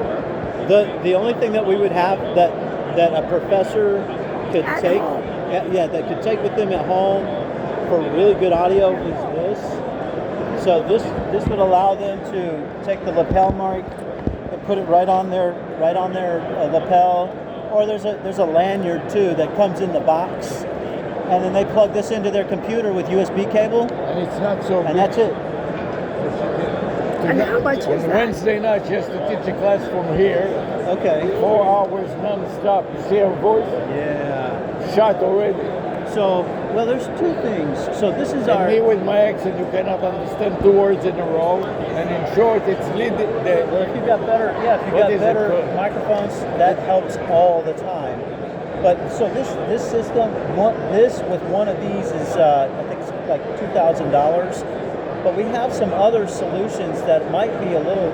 We don't have them here, but if you go to the Shure website, we have something called the Move mic, which that's a small lapel microphone. That's what we need. And it has a little receiver that you take the USB out of that right into it. Your students would love you forever. It's called the Shure Move mic. You know, because a female like that, she has to carry the 2 computers, 2 laptops in case one breaks it. Yeah. Then we run Zoom, we stream it live to YouTube. So when YouTube takes the audio and compresses and recompresses it by the time. So yeah, there's that, and there's carrying it with suitcases. I have to carry. There's that, or the other thing is the MV7 Plus. It looks like a podcast microphone. You set the microphone on a little stand and you plug your USB into your laptop, and that's all you need. Because we have these hybrid classes where the teaching assistant with the students is physically in person in the lab. The professor is at home remotely. Yep.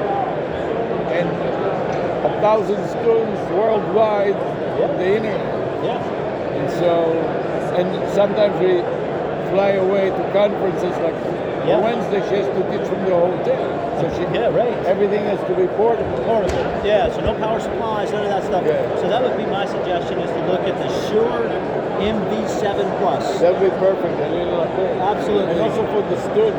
Absolutely. Thank you. You're welcome. And they give these away.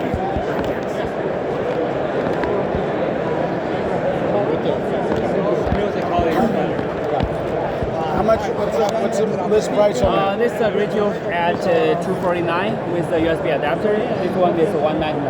Right. That's nice. It's got a nice, robust sound. Okay. So can you show me this? Yeah, you can try it.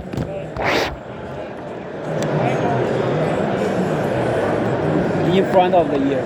In front. What am I? In front of the ear. Like this. Oh, Yeah. It doesn't have to be smaller.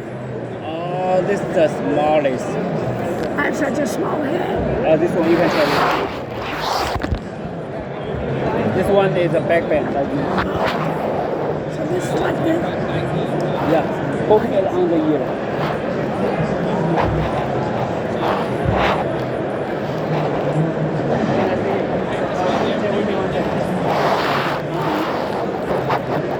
This is better. Yep. And then this is my voice. This is music from Okay, the. but I can speak with this. This is the microphone. Yeah. So I'm with the University of Miami, and we're a professor, and I do online. Can I use this for online? Sure. teaching? Sure. You can use it online. It's this one is a communication headset. Is designed for the conference calls. Yeah. So if all my students are on Zoom, It's Zoom certified, so 100% compatible. So I could use they would hear me better than using. Because it's a noise canceling microphone, so the students will hear you very, very clearly. More so. Yeah. Because tomorrow Yeah. I lost my voice. Yeah. And tomorrow I have to teach from my hotel room. To go to the restroom. Okay, so go back. Yeah. Tomorrow I have to teach Okay. from my hotel room. Okay. You can use it, but I would recommend, or I would suggest to have some rest. Yeah, right. Have some rest. I know. This one will be good for you. You can just this. Because it's too big for my head. Yeah. Can I try this out? You mean the microphone? The display doesn't support, but it's good. It's good for the conference course. So a number of our faculty are teaching from home. Yep. So we could recommend them using these. Yes, for sure. That would be great for them. Yeah.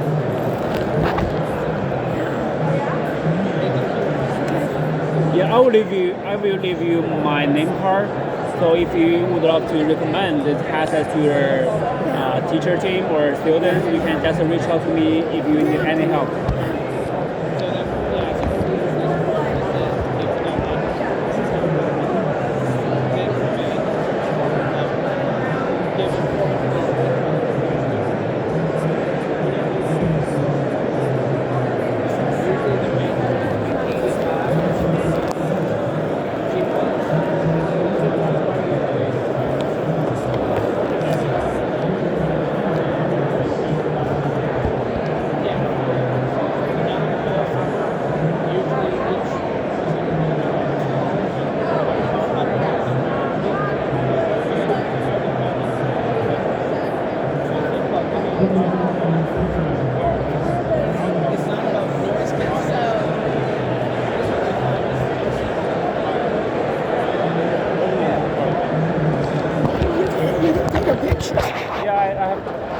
Printed. I have a scan.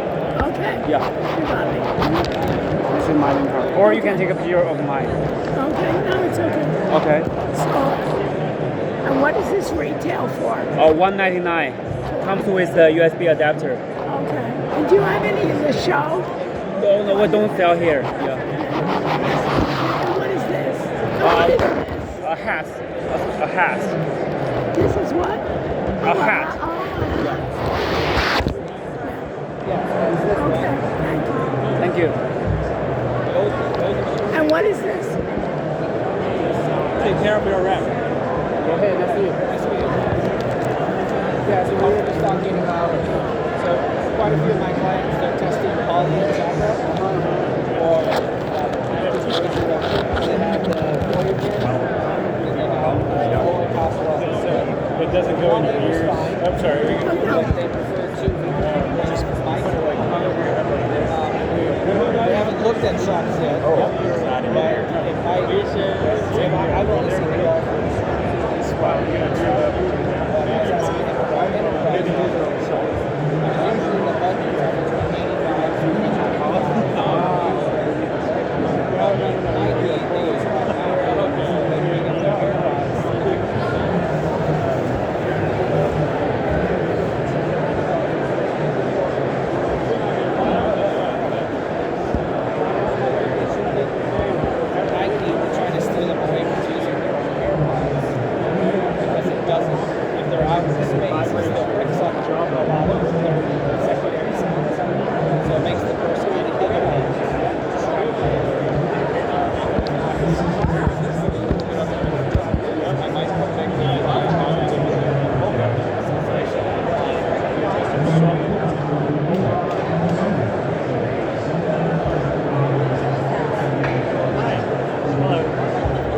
Nice to meet you. You with William? Yes, yes.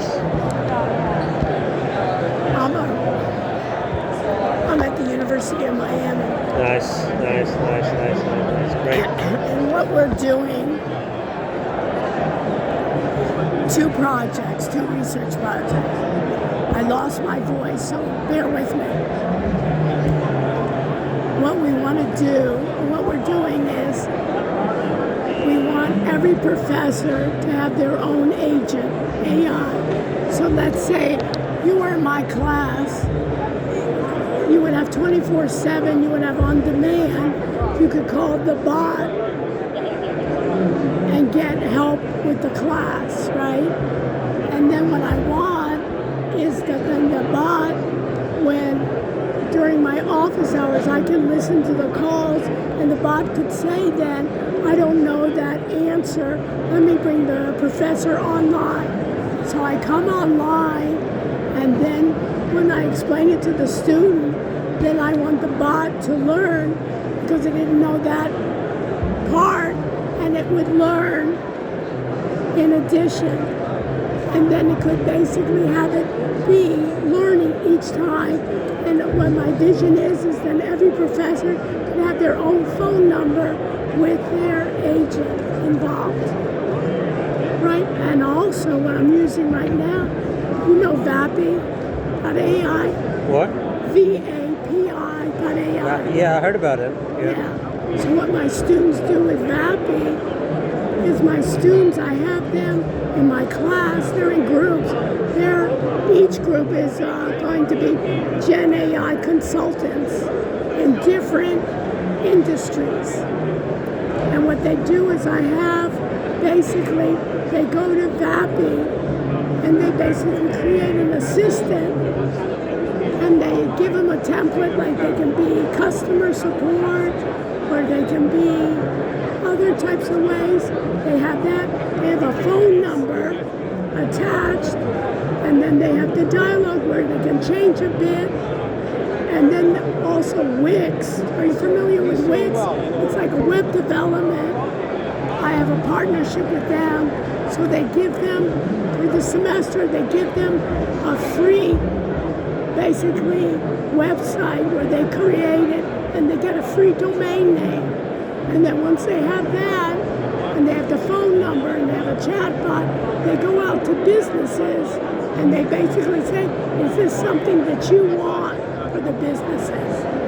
So I know that so I wanted to see how I can work with you because I want to be vendor neutral in doing it. Yeah, sure. Well, first of all, thank you very much for giving me all that understanding and context. I mean, there are so many aspects to this, like Twilio. Because I know Twilio a bit, right? So I wouldn't go into too much detail with you because you might know things about Twilio. Right. So Twilio is a platform, and just tackling only the AI aspect that you said, like the change from like being the generative AI to the agentic world, where like you have an AI agent, sort of like an assistant position to every professor. I think instead of giving professors direct phone number, I think you can set up like a programmable phone number. Right, that's what I want. Right? So you can run more analytics and you can run stuff on it. Right. So that's what I'm using VAPI for. Right. So that number that VAPI is providing you are connecting that number with the professor's number. Is that correct? Or are they just providing you the AI technology? They're providing me with the number, and then after they provide me the number, and then they give me like 1,000 tokens. Yeah. And then they're also, and then I create an assistant attached to that number. Right. So when you're connecting AI agent with that number, you gotta be like, how are you connecting professor like real human being with that communication? Are you let's say if I am somewhere else, right? If I am outside and there's some assistant needed, is there a mechanism where I can get a call on my phone, or that'll be the future, right? Okay. Now. Oh, right. Okay. Sorry, I just jumped the gun. See, Okay. I'm talking about the entire project, what I would want. Yeah. That's the vision, but right now, I basically am doing it, and also, do you know what a vanity phone number is? Yeah. What is it? It's a special number that so the difference between a short core, a vanity is you tell what kind of number you want, and you then have a dedicated number. But it's also like 1-800-Flowers, right? Yeah. So basically, it's going to be a brand name. So whatever, basically converting the numbers in yeah. So basically, they'll try to get a number that's based on the last names of the professor or something. No, or just in general, right? Okay. And then basically, then that will also be the brand of the website. So I can think of you as a brand. Yeah. It could be 1-800-Twilio. Yep. So but right now I'm using, off the top, what's nice about VAPI is each student goes in to VAPI to create an assistant with no code, right? Whatever they have, a basic one, and then they get a phone number. They can look at about 10 numbers that they can kind of pick what is the best number that maybe can spell something relevant. And then they incorporate that number to their website, and they can play around with having it. And they get 1,000 tokens. So it's good. It's good enough. So just to confirm, I'd love to clarify. So what I'm hearing is two use cases. One is like where students have the ability to create webs and like agents and on the go with like no code, and the other is like how can professors be available and be looped into office hours or anything. For the professors in the beginning, they can even have a bot where I can then load like the textbook, the articles, and so forth. Yeah. So at least it can be a start. Yeah. It can be a start that when I'm not available and you were my student, at least you can go. I want to show you actually something on that. So we have Twilio AI Assistant. I think they're going to do something in action there.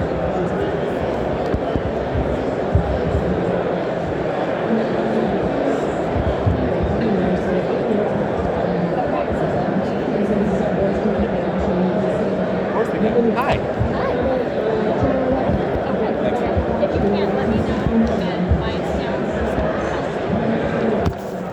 Hi, Sarah. How are you? My name is Carl. Nice to meet you. Well, tell me a little bit about. So I'll do that. So basically, and please correct me if I'm wrong. This is my test, whether I got it or not. You got me. I'll see how great you are. You get two times. You can try it out. Yep. So the idea is that how can we enable the students to have access where they're using something called VAPI AI, where they can VAPI? Yeah. Not familiar with it. I heard about them. So you can have like a website, and you can they list you like 5-10 phone numbers, so you can pick and choose whichever like looks good, aesthetic to the eye or whatever, and then you can set up like AI agents with no code. On the other side, for professors, we wanted to have the ability to like have AI assistants, so we can populate like knowledge base, articles, stuff like that. The book, the books and stuff like that. So the PowerPoints or whatever. Of course, yeah. 80 number out of 100, like 50, 60? What? Out of 100? Okay, all right. 95. 95? Oh, that's not good. Okay, great, awesome. So we wanted to actually showcase what Twilio can provide, like in minimal coding. You know what you want to also tell them is I don't want to just represent one company. I want to be vendor neutral and say, hey, this is one way to do it. And Twilio is, in the past, when I've tried to do it, Twilio, it took a long time to get a phone number. In VAPI, instantly I can attach the bot. I can attach it to the number. So after 30 minutes, I give a session. They can basically have their number dial in when I'm ready. And with Twilio, it was a longer process to be approved and everything. So there was a bottleneck in using, because at first I wanted just to use Twilio. With VAPI, there got to be some sort of like registration process for phone numbers, right? Because that's a telecommunication requirement, like that's regulatory requirement. That's not Twilio's, right? But they own the number. Do you typically call the number, or is there messaging? I wanted to be voice. You want to be voice? I want to be voice conversational. Okay. All right. So perfect. Let us show you. Yeah, I want to be voice conversational. Traditionally, about with the professors, but I also am doing that as a student project, and then they can go out to tell them, they can go out to businesses and basically say, hey, we can show you that this is available. So are you aiming with the long-term aim is like the students like building a business out of it, and then They like, can, or they can revert once they have a business, and there could be other developers saying, we'll take it on for you. You know, and other developers can take it on. Right. So like just sort of like an education for businesses. So like, hey guys, this is the art of the possible. And like, This is of interest, and if they say yes, some of the students can take it on. Right. Others say, hey, we'll give you it, and then you can find others that will develop it. So basically, they're also like thinking like in their university, like how can we enable students to like have this sort of like art of the possible in the demo capacity available, so they can go to businesses. And you know, a lot of businesses they do not have like, you know, websites merged with AI components. So if they showcase to them like, hey, look at this, like, you know, the combo of like website, chat, and like the AI, and like, you know, if you want to do it, so it's like more something like an education. And then some students take it on, and others say, okay, pass it on. And then you can tell them, like Wix, I have an academic partnership, but they give them their business, they upgrade them, so they get a free domain for a year. They get basically their plan, or they develop a website too. Based on, I have the students be like AI consultants, and they all basically, and they try it out, and then they basically can whatever industry they're in. If they're finance students, they say, okay, I want to do for finance. If I'm marketing, basically for marketing, I want to be able to give it like small business, general business help, and helping them with AI, how AI can help them in their business. And this is one of the things. We're working with another company called Fastbot.ai. It's in England. So they basically put that on their website where they can customize it. You know, they can basic sources, put the URL and puts other things about it, and they can do like chat as well. Interesting. You know what I mean? So basically they have a project that's real, and I tell them, who cares what you got on the test? Nobody gives a damn if you got 90, he got 60, and she got 100. Who cares? What can you do for me, right? And then they get excited too. Hey, we got something that's available that's real. So my problem here with Twilio in the past has been, there's been a long wait to register the number. Right, register and get it back and get it approved and all this. Where in VAPI, if you look at it, you basically go to If we're gonna open their website, let's see, you know what's VAPI.ai. Absolutely. Right, so I want to see, maybe we can work with you. And I do academic partnerships with a number of companies and and it exposes them to you. So when they go out to businesses, they say, hey, use Twilio. Right. I know Twilio, you know, versus others, you know what I mean? That makes sense. So, Sarah, what I'm hearing from you, and please tell me if we're hitting the mark here, is you want to be able to register numbers quickly, like turn them up, have your students be able to use those. Right, in a demo form, so like minimum, you know, token time. It's not, you know, like VAPI is giving them 1,000 tokens or whatever. Right. You know, they can Do you have know 20. how many tokens that we provide like for free or something? So we provide typically about $15 of credit for free. So anytime a student turns on a Twilio, they get $15 for free. That's available out the gate. And that's all they need to show them. You know what I mean? It's not like. And so with that. And then you can show a business, if you need it for $100 or whatever, then you'll upgrade, right? Right, exactly. Let me see if this works. But then on top of that, you're also looking for the ability to quickly create an AI assistant that will allow you to. Right, and then and they can modify, you know what I mean? But something simple like customer support, like you know, like the general ones that everybody shows, right? Right. Okay. Whatever, you know, ask me. And then to be able, if they can, to put in some information. So what I'm going to do is show you the AI assistant part first, and then we'll dive into the phone number portion after that. And I want it, instead of just chat, instead of text, to be voice enabled, conversational, voice conversation. Okay, perfect. So let's take a look at this. So when we talk about, so Twilio has come out with a new product called AI Assistants, where we basically. How new is it? I'm sorry. How new is it? We're in developer preview. That's how latest it is. Yeah. We haven't gone GA yet. Okay.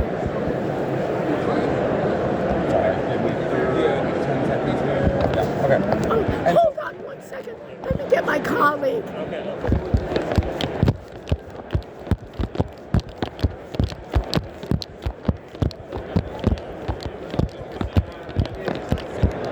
Excuse me. Bobby, I have Twilio showing the demonstration. Where are you? Right here. Excuse me. They're showing to me. I have right here.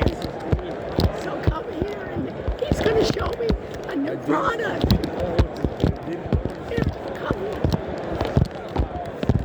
They're going to show me their new AI assistant. And I told them everything already. Hi, this is Avi. This is I Avi. went by you both 100 times, but somehow I didn't look that high. You should put your name further down. Okay. All right, so show us. So Sarah mentioned sort of the use case that you guys are looking for.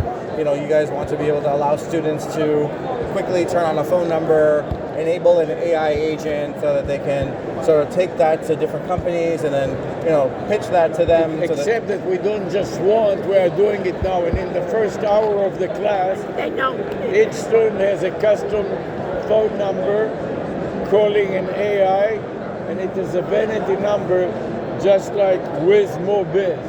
Interesting. So the area code W is 9 on the dialer. So it's a vanity number on top of that. I is for the dialer. So you tell me what is Z. What area code is it? Oh, 0, I think, isn't it? No. If it's not 0, it's at the beginning of the alphabet or the end? Z. The Z is a 0. It's a 9? Z is a 0.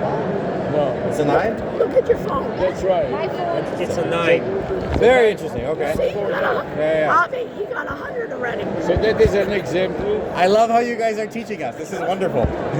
You're staying true to the professorship of things. And we reverse engineer the Google and the YouTube and all of the search engine, and we appear at the top. So all the students have to do is type a keyword like WizMoBiz, and it will say live now, and they click on it, and they will be in the live YouTube stream of the lecture. I stream my lectures to YouTube Live.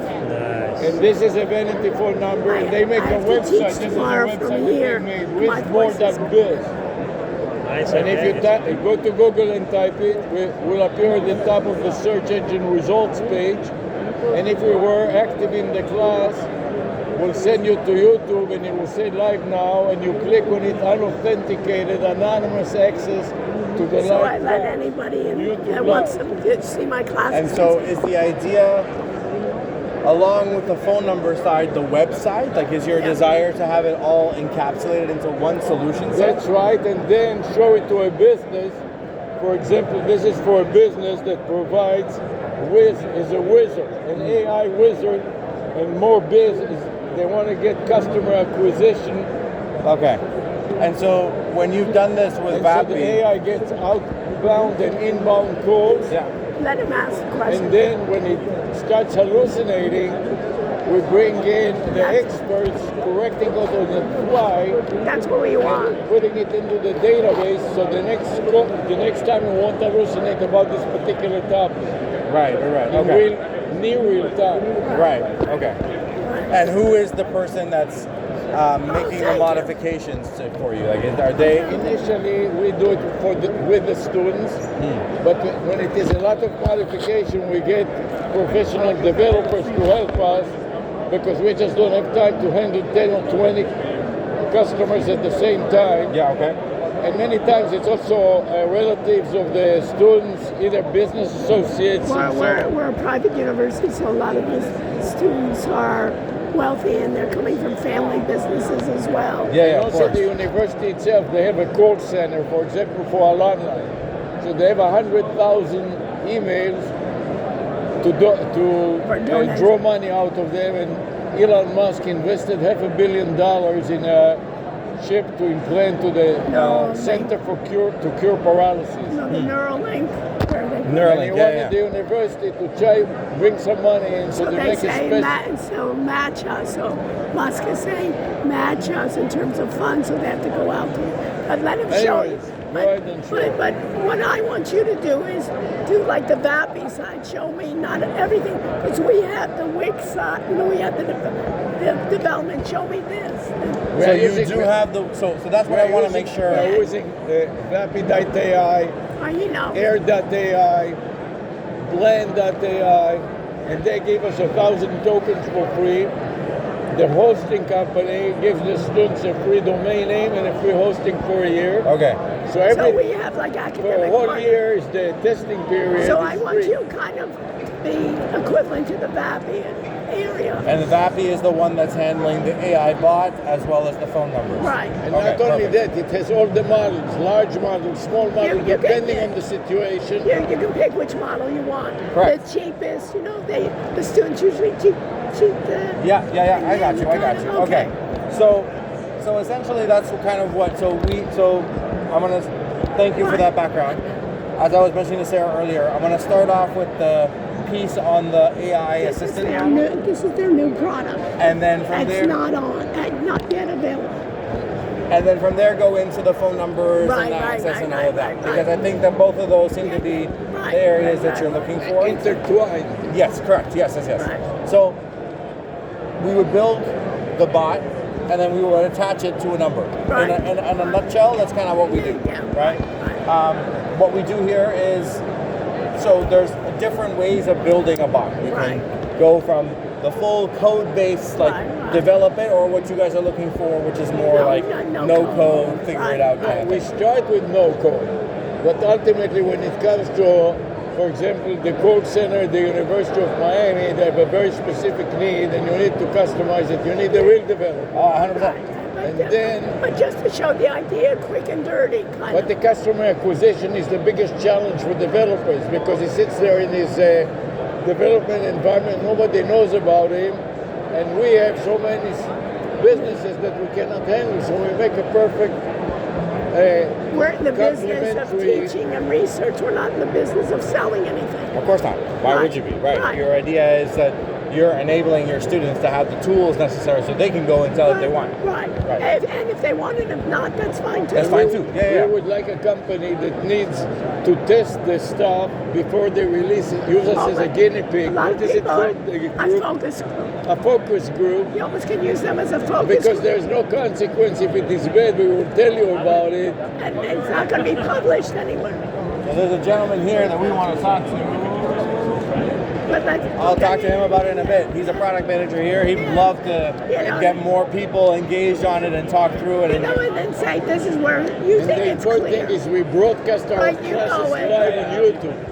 On Wednesday, she's going to teach 4 hours in a row. We broadcast it live on YouTube. We reverse engineer the Google algorithm and all of that. You see live, you click on it, and you'll be in a live class on YouTube, unauthenticated, anonymous. Okay, you said okay. In and out in 5 minutes. Okay, let me just see. Hold that thought. Give me 1 second. Let me try to see if I can pull this guy in.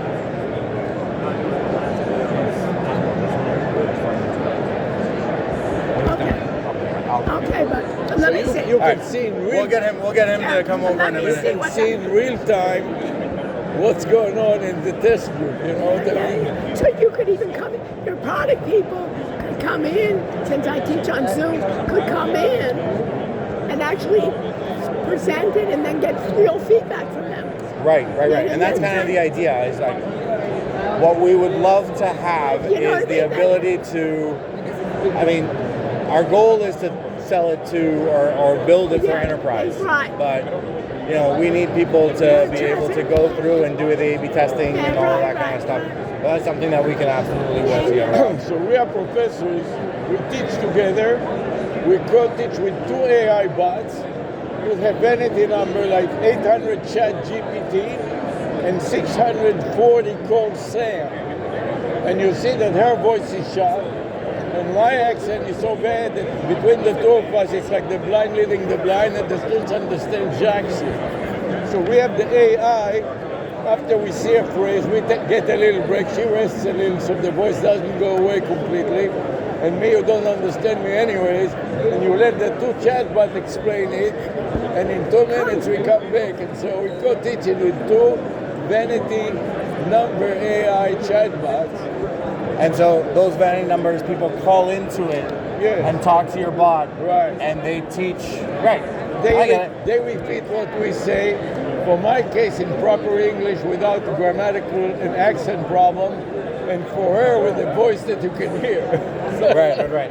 So I think that's a separate use case, though. Yeah, that one would actually be much better for his product, which is conversation relay. To be a multiple case use situation. Yeah, and that's great. So, and we have different solutions to cater to each one. Okay. The one that you're talking about from the student side, I think, is this one. Okay. The one that you're talking about where you want to speak to something, it will be able to be basically an intermediary between you and the students. Right. I think that's our conversation relay product. Right. That gentleman will want to talk to you about that. This is why we like your company has multiple solutions for diverse case use. Use case. Yeah, for sure. Okay. All right. So show us this. So again, this is our AI assistant. It's sort of out of the box. It's got your own, you can add, sort of your own voice to it, and it is a Gen AI type modeling to build out the bot service, right? Effectively, wrong button. So, and again, it allows you to choose how your customers or your students want to interact. So you mentioned that this voice only. If you wanted to next day enable it for SMS, you can just tell the bot to start using it for SMS, and that's fine. Another thing that we like is the PC and Apple. Yeah. Because officially in the business school they standardize on PC. 90% of the students only Apple. 95. Yeah, we don't care. Apple computer, Apple phone, but we care because Windows doesn't work. So we really like somebody that is hardware agnostic. Yeah, that's what I mean. We don't care what hardware you bring, is what I mean. Yeah. So and that's kind of the idea behind this, right? It all runs up there. This is just used for the orchestration side, and then you go from there. So essentially, you get to. So the idea behind it is, we have our channel, we have the channel portion. You choose the LLM that you want. Right. We have some pre-built LLMs that we have available. If you want to use your own, that's fine too. Yeah. And then from there, what we do is we have a section called custom memory that keeps track of the conversation to learn more about them, so that they can continue having additional conversations. And then I can upload my knowledge, right? Correct, and we're going to go through how that works in a second. And then we have an idea of tools. So like when you start off, like you were saying, start off quick and dirty, right? And then to make it more customized, we can program tools to make it more personalized, right? Do a lookup into the back-end student database, do a lookup into the customer's database, and then like expand on that use case. It's like, oh, hi, Dr. Rushanak, thank you for calling. Are you calling about that order that you placed yesterday? Yes, I am. Great. Which item are you talking about? The peaches or the tomatoes? And then they're like, oh, the tomatoes. What was it? Was there something wrong with the tomato? Like, you can have a very real-time conversation. Exactly.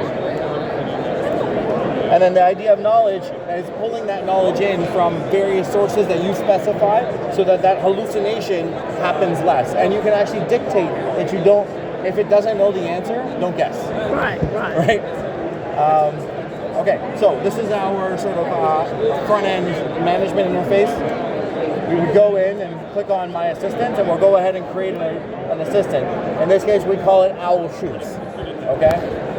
Here, we're going to go ahead and define which AI model. So we have different models that we specify, and each one has its own different, like you said, pricing strategy. These are our bases. If you have others, talk to our product team, we can add them in and go from there. But there's something for them to choose rather than quick and dirty. Quick and dirty, exactly. That's what. And then this part is the key part. So our primary business goal, the idea is to generally figure out what it is that the goal of this particular bot. Is it a sales bot, a retail bot? Right. Yeah, all of those things. Right. And then this part is the most important section, is the personality prompt. And we're going to go through this like sort of line by line so you can see the kinds of things that you can do with an AI assistant. So your name is Schubert. Right. This is the identity of the person. So each section is separated into different characterizations, and you can specify, again, this is all custom. You can specify what you think is important for the bot. Set the tone, voice, purpose. This explains it very well. Thank you. Nice. Built by one of our engineers 2 days ago. So this is as real time as you can get it. So the idea here, your name is Schubert. You're a helpful concierge agent for Owl Shoes. Owl Shoes is the business that we're representing in this case. A national shoe store chain. You help customers choose the right product. You place and manage orders, and you answer questions and encourage users to purchase by providing other incentives as necessary. So this is sort of the identity of the bot. This is who you are. You could also say your name is Shoe Demon, the evilest shoemaker in the land, and have that tone and intonation and everything associated with it. You can change the tone, right, in the personality. Now, I'm going to try to continue this.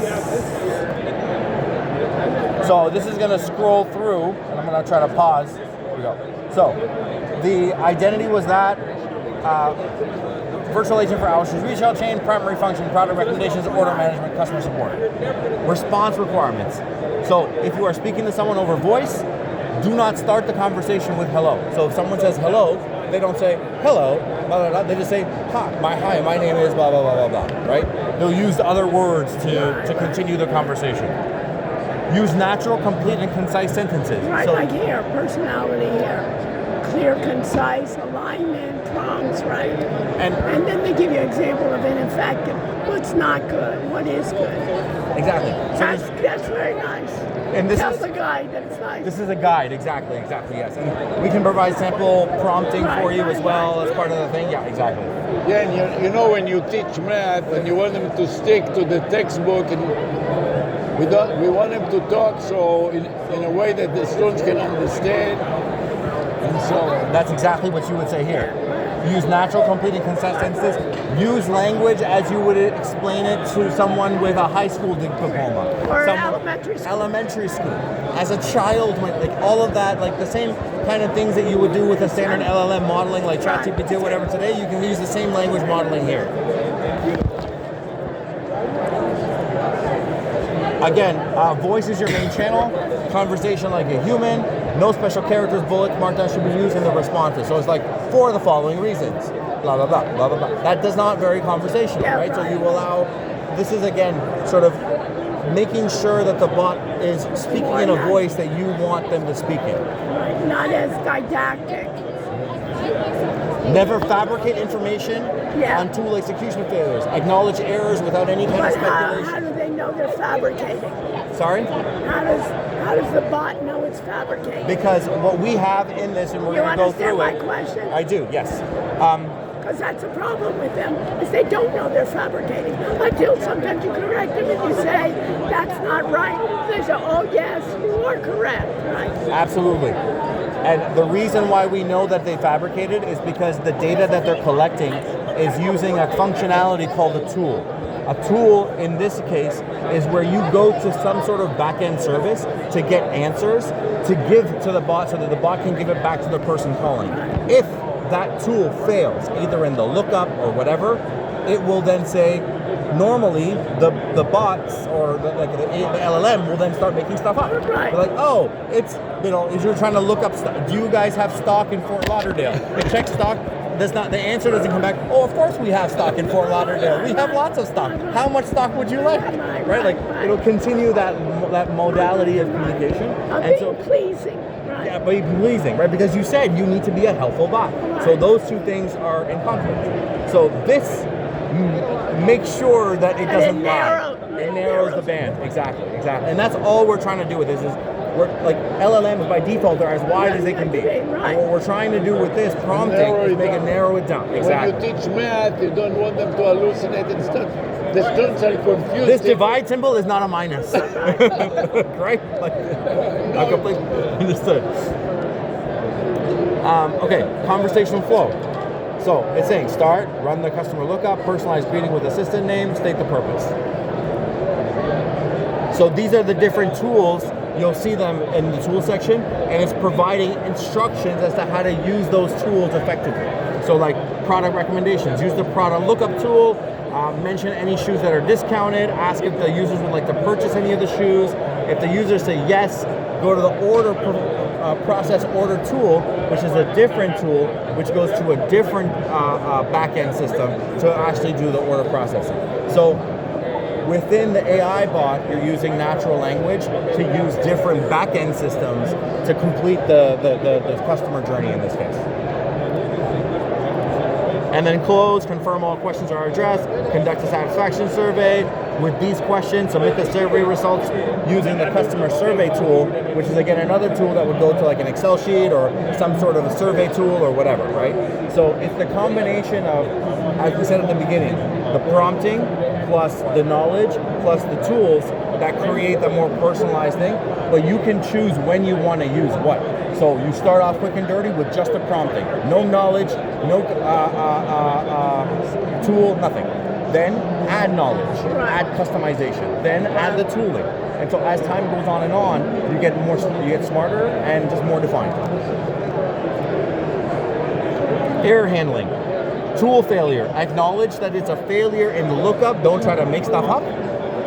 Invalid order ID. Request verification from the person. Say, hey, can you please provide it again? Don't just make up a new order number. Order not found. Hi, we didn't find your order. Not, oh, we found it. You bought 10,000 pairs of shoes, right? Unauthorized action. Explain limitations, right? Like, explain why there was what they did or what they said. Like, if, for example, the bots, the customer says to them, tell me how many chickens there are on the road in San Juan.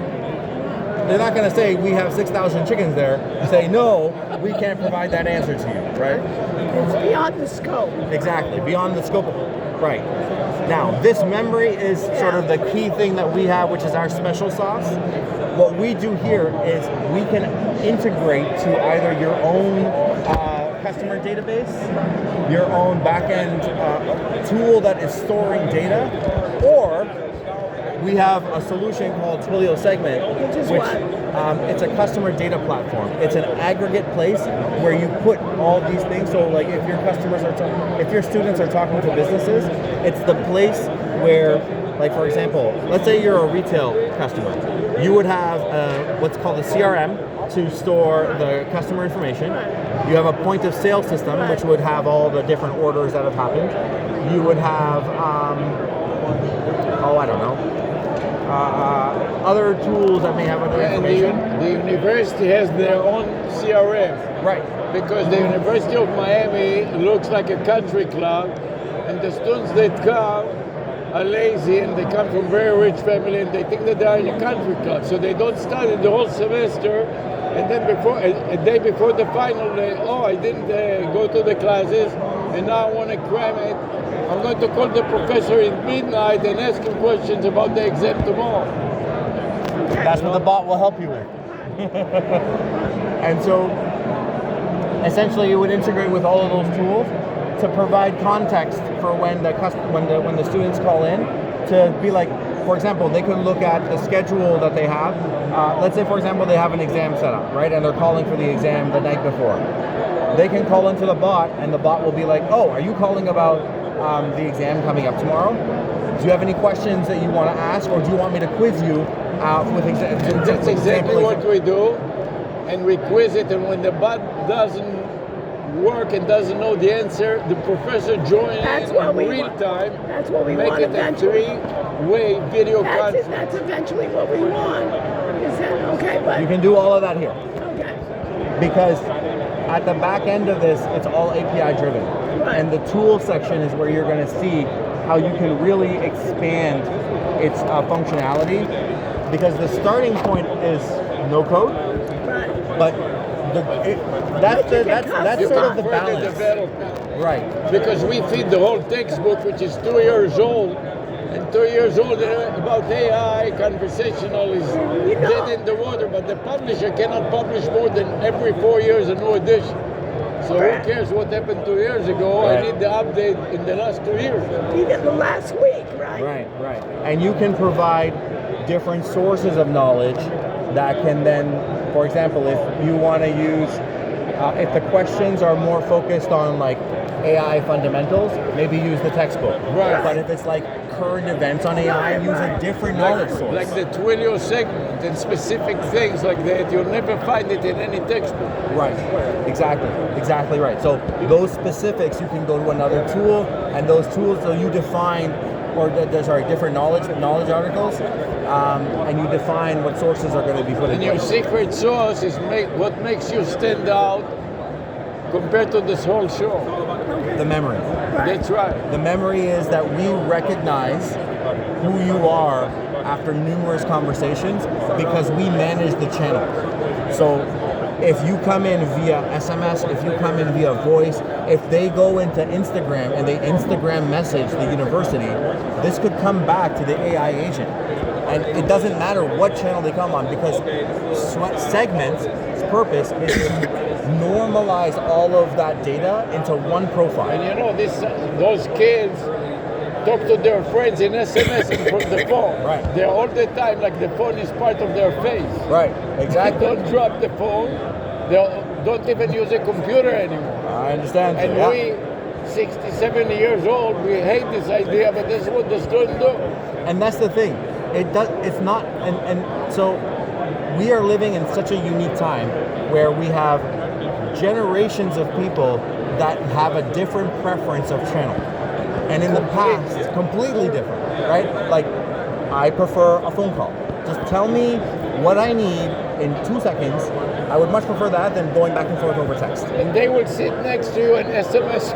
Correct. And then I have my cousin who's 5 years younger, not that much younger, who's like, I will SMS you till the days come. I'm calling her, she won't answer. She's just like, I'm gonna SMS you. And they type so fast with the stuff. Yeah, they do. That's why I got a keyboard, because I type faster now with it.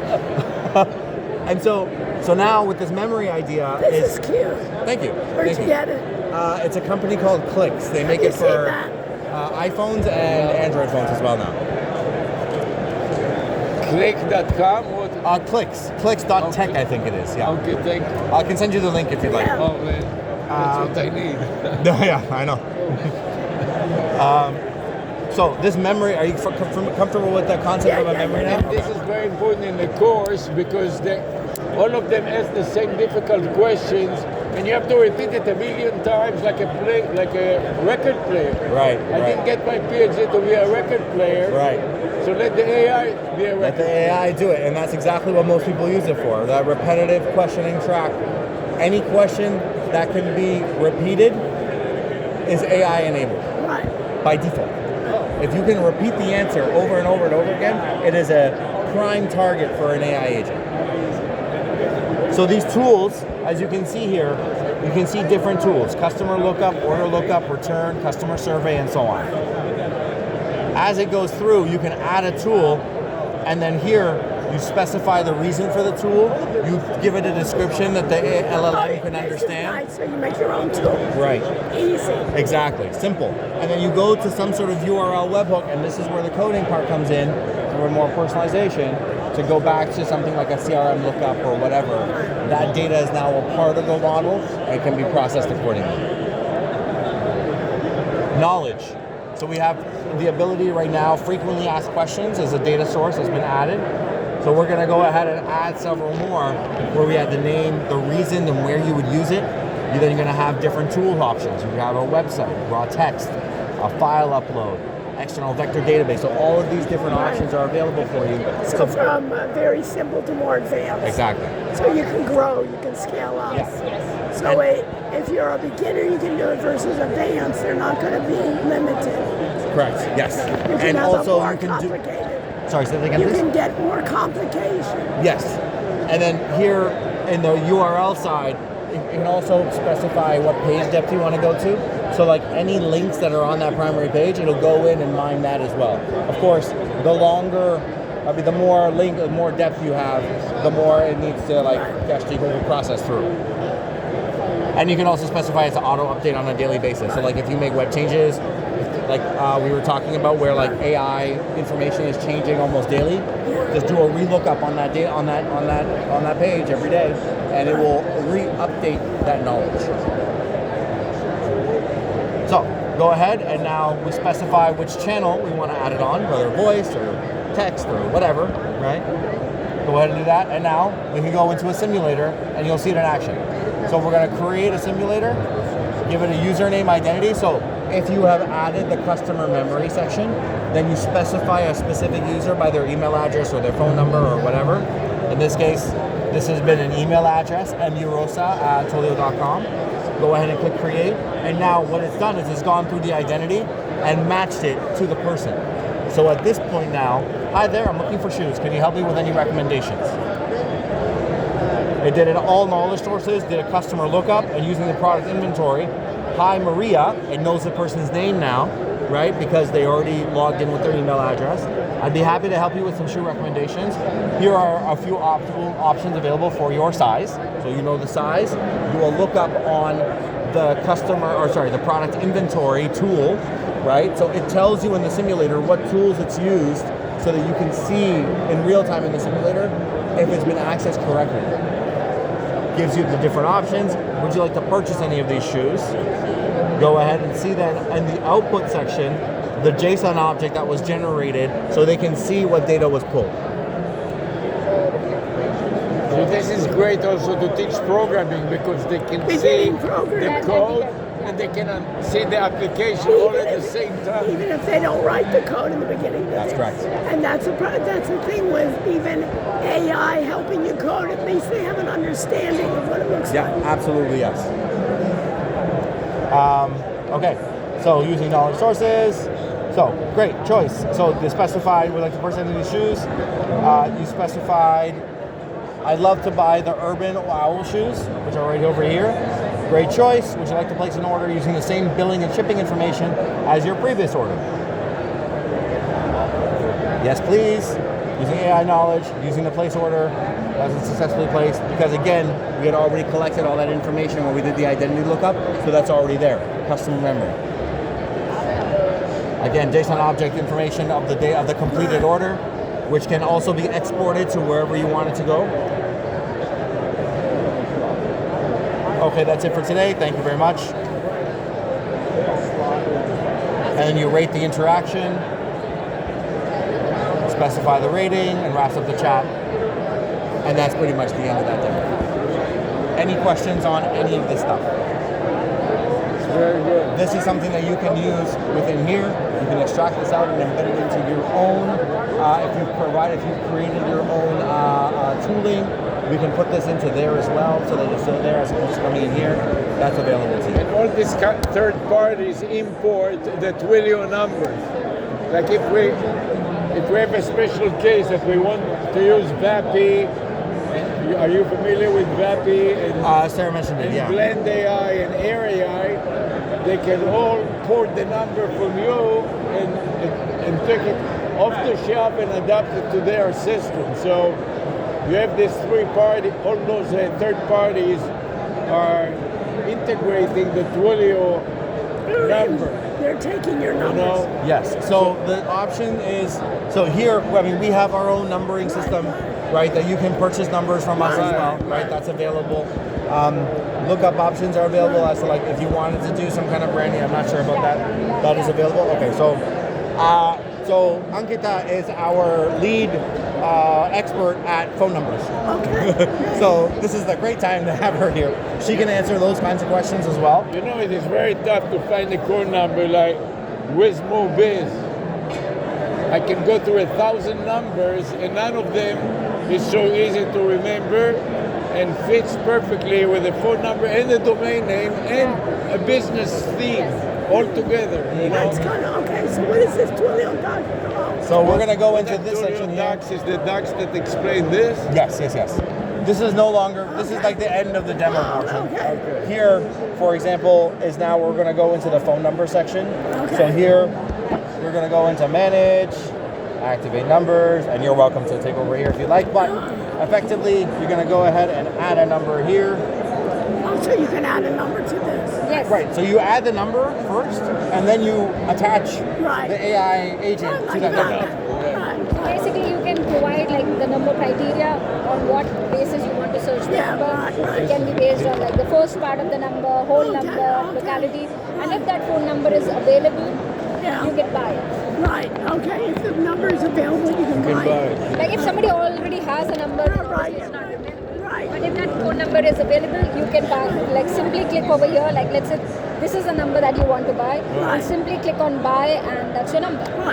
Or what's the cost for the one-time course and month-to-month course? That's the cost. Monthly fee. There is no one-time cost to purchase a number. It's only a month-to-month of $1.50. It's $1.15 every month. That's how you can purchase it. Okay, so this is also very reasonable. Very low cost. So every student can afford it. $1.15. And they get $15. So they also get $15 as a starting credit for every Twilio account that they create. Until the university wants to use it for 1 million users, and then the university will take all the expenses, and then they can afford thousands of dollars. And they pay thousands of dollars to. They pay to what are they called? Cisco and AT&T and all these companies. You know. So we are, from a number perspective, we have what's called the Twilio Super Network. It is the most robust phone network in the world. I just want to see it. We have several, we have carrier agreements globally. How come you have no accent? Sorry? He was wondering why your accent.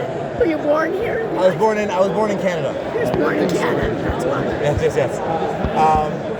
And so the Super Network is essentially our it's a series of, how to describe it.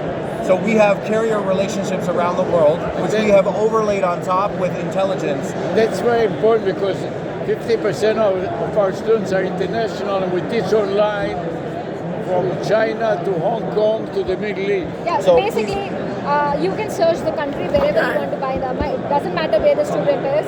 We have pretty much, if you see, numbers everywhere. Right. So wherever, like you want to buy in Canada, Cape Verde, wherever you want. But let's say United States. Yeah. And based on that, if you just want to, like you don't have a preference, you just need a number real quick, you just go in and buy. If you want to buy based on a specific area code, based on like WizBiz, whatever that is, you type it over here and it's going to search for it. If the number is available, you'll be able to select. All you have to do to buy is click on buy. It will buy this phone number for you. It's going to charge $15 per month. Right. So it's really good. Like if you have students trying to do this, like build something like this, they can like quickly buy this number and start. Right, and it's cheap, and the whole project is just a month. Right? Yeah. And they can just release those numbers. Yeah. I'm going to scan your badges. Yeah, please. Because we have collected a lot of information. And I want to make sure that people come back to you. And that's what I'm saying. It'd be great even to come to the class. You can come in for a half hour. I teach. This is clicks.tech, right? Clicks.tech, your phone. Yes. I will give that to you right now, actually. I remember it. Okay, let me. Looking for that. I couldn't find Here's it. mine. You can just have It's not easy to find them on the internet. No. See how it is. Oh, I'm showing them the keyboard. Don't worry about it. It's in my mind already. I won't forget. That's clicks. Yeah. So sorry. Go ahead. Do you have something else you wanted to mention? No, I was just trying to grab water, but yeah. Okay, so once you get the phone number, then you attach. Yes, then you basically attach, like if you'll go, I'll show you over here. So these are some of the numbers that we already have for this profile. Just imagine you have bought it, and then you'll go into that phone number. Sorry. And just go over here and configure, like the flow that you have created, create a webhook, provide a URL, good to go. And then you put the URL over here. the one that he just showed you, like in channels. And you can configure the voice over here, and then you can do messaging configuration over here, however you want to use it. That's all I could get you. I'm sorry. It's okay. That's all the water that was left in the book. It's a good thing that you have a sense of humor. Working here all day long can drive you nuts. Sorry? Working. Yeah. This is what we do. And then obviously some of the things like just for debugging, if the students wants to see the call logs, like how many calls were placed, how many messages were sent, they can see call logs over here. Right now we don't have a data because it's a new number.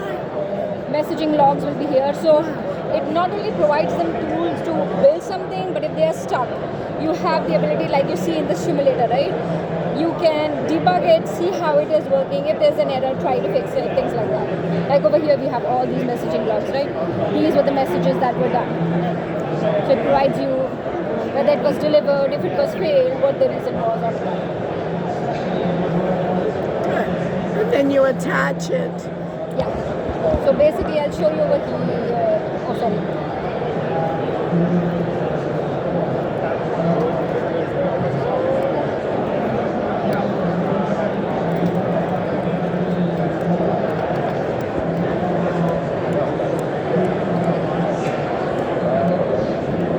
So this over here, these are the webhooks that so you basically attach it over here. This thing will go where I showed you in active numbers. Let me just go back.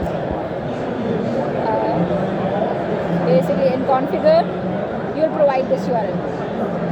Right. And it will be good to go.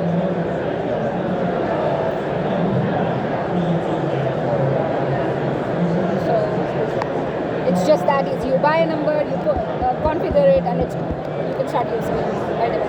And another thing to keep in mind is that right now this tool is in our like pre-development alpha stage, right? So this is constantly being adjusted. The expectation is that this will be a drop-down menu where you can select the number. Right. Have you used focus groups to test it? Yeah. So I'm saying you can yes. So we typically reached out to organizations that are sort of like low-code based organizations that would like get that kind of support, and you're leveraging them. But again, now that we have your information, and I need to. For some reason, someone scanned your qualifying badge, but I can't add anything to it for some reason. I think Asif did, right? We can ask him in his qualifying letter right here. Oh, thank you so much. That's really. Oh, thank you. Okay, we have it now. So I'm gonna write a whole bunch of notes, and we'll go. Great to test it on us because there are no bad consequences. You know what I mean? They know that it's it's out. Yeah, and they'll try to break it 9 ways and sideways. Students are students. They love to break stuff. Hang on a second. So how long have you been with Twilio? 4 years. And you've been always with this product? Yes. What is your background? Computer science engineering. Where? I did back home, India. And you came just for this? Yes. So now you're in the U.S.? Yeah, I've been around here for like 13 years now. In the U.S.? Yes. Oh, wow, great. Where do you live? Where do you live now? New Jersey. New Jersey. Where does she live? Jersey. Hello. I am Chris. Nice to meet you. I am Chris. Nice to meet you. Yeah. So how can I help you guys? I don't know. Who knows? So we were speaking. He's my representative. Yeah. He deserves a promotion. Well, he does. I know. I would pay him out of my own pocket if I could, actually. This is too kind. Too kind. You have somebody that is so smart, but also can talk in layman language. Yeah. Down to the level of the audience. That's a very important skill set. That's right. Not everybody can do that. It's a genius, and no damn person can understand what he's talking about. I know. I'm not surprised that this guy has that capacity. No, but really. But he can also understand what is the user's problem and try to find it. Thank you. You're very kind. I don't know if there's anybody better at that than him. He's really going. He's really stretching. Yeah. But he was a super supervisor? He is a knowledge like sponge. No, but seriously, is there a supervisor here of his? Is there a supervisor here of yours? I would like to speak personally to somebody. No, That's really who you need to find. You know what I mean? I want somebody that really can do something for him, not just. Oh, you're so kind, sir. Talk to Michelle, I guess. I'm not sure. No, but I don't know who else to. No, but I'm being serious. Thank you, Miss Sarah. I really appreciate it. You're very kind. No, but it's more than being kind. You know what I mean? That somebody like you really should be promoted and almost teach other people in your company how to do it. Yeah. Thank you. That's a very nice compliment for real. No, but I'm just, really important because you get these programmers and they talk to you and you don't understand a damn thing, and that really. It's a very. It honestly, it is a very good skill set, and it's a very rare one. okay, so he's going to tell you what we need you for. Yeah. Here we go. The pressure is on now. Now I need to represent it well and explain it well. Somebody that has an Indian name, you know, the Americans cannot remember it. Yeah. It's not John and Dave. My fiance is Indian, so I'm totally fine with that. Yeah, that works out for you. Yeah, exactly. Condolences, right? Okay. You got a lot of pressure. He can explain it better than us, so let him show. I am here for this conversation. Absolutely. Okay. So, Sarah and Dr. Rushanek, what's your first name? Avi. So Avi and Sarah were talking to us a little bit about two main areas. One is this concept of leveraging or having as a part of their training program that they have students that essentially create these AI agents that they use as a teaching model. But then on top of that, take those to other businesses that may be within either their internal ecosystem or externally as well, because apparently University of Miami is a private school with very affluent students that have businesses, parents that have, and international students that have businesses, and so being able to sort of A/B test with them and therefore those businesses as a starting point, so that we can iron out the kinks. And in a low impact, low stress environment, and then from there go and essentially improve the product a little bit faster. Got it. So the request or the ask was, is there a mechanism where we can partner with them from a product standpoint to include them as a focus group in that original initial? And I teach one course in the business school about technology, and I have, and you can tell, I have I've lost my voice. I'm getting there, but not quite there. I have academic partnerships with a number of companies that I think about it as two ways. You can help our students, but we want to help companies not only basically flourish, not only. So basically, for instance, I have an academic partnership with Wix. With Wix, okay. So basically what they do, I consult with their CEOs and others about their product, about where they're going, and in return, they give my students every semester their business level, so they get a free domain name and they get a website, so it's professional. Yeah, that's great. So they have that. In this semester, they're all AI consultants. So every group is an AI consultant. They decide what sector they want. If it's finance, if it's marketing, small business, general business. They create a website. And then I want them also to have basically an agent. We also have an academic relationship with Fastspot AI in England. So he comes in from London and gives a talk about how he is as a company, and then also gives them their paid version, and they can choose any model, and they basically have a chat bot and on their website. They use Notebook LM from Google, and they have a podcast about their website. They have that, and then we have a voice agent that I want to use right now. We've looked at Vappy.ai. Yeah. And I wanted Twilio. I don't want to be looking like I want to be vendor neutral and saying I don't have any fiduciary interest in any of these companies.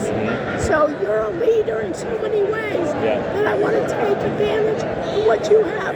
You have the depth. Would like to invite him in particular to be a guest speaker, even for 5 minutes. I can come in on Zoom, so he doesn't have to commute to Miami.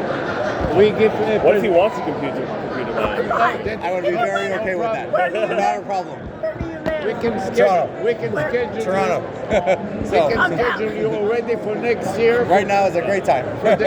For the winter next year in Miami for IT Expo, we're already setting up the seminar, and we would love to have you as a guest speaker. Oh well, that's great because I speak at IT Expo already as part of Twilio, so we can. I have an idea. I don't know if it's a good idea, but I have an idea that involves more than just the people here, but it's an idea. So we have a .org arm at Twilio, which they do a great job of connecting with community, and I also think they do a great job connecting with public. I used to work at the city of Minneapolis. I actually used to work at a public institution. The city of Coral Gables in Hialeah. Coral Gables, I was just there. I was just in Coral Gables. For what? Just for getting engaged to my Indian fiance. So we will make Why are you pointing at me?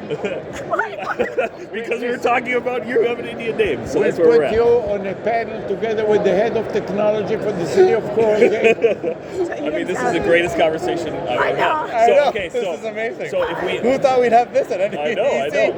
Okay, so my idea would be that we would try to get in contact with the .org arm of Twilio.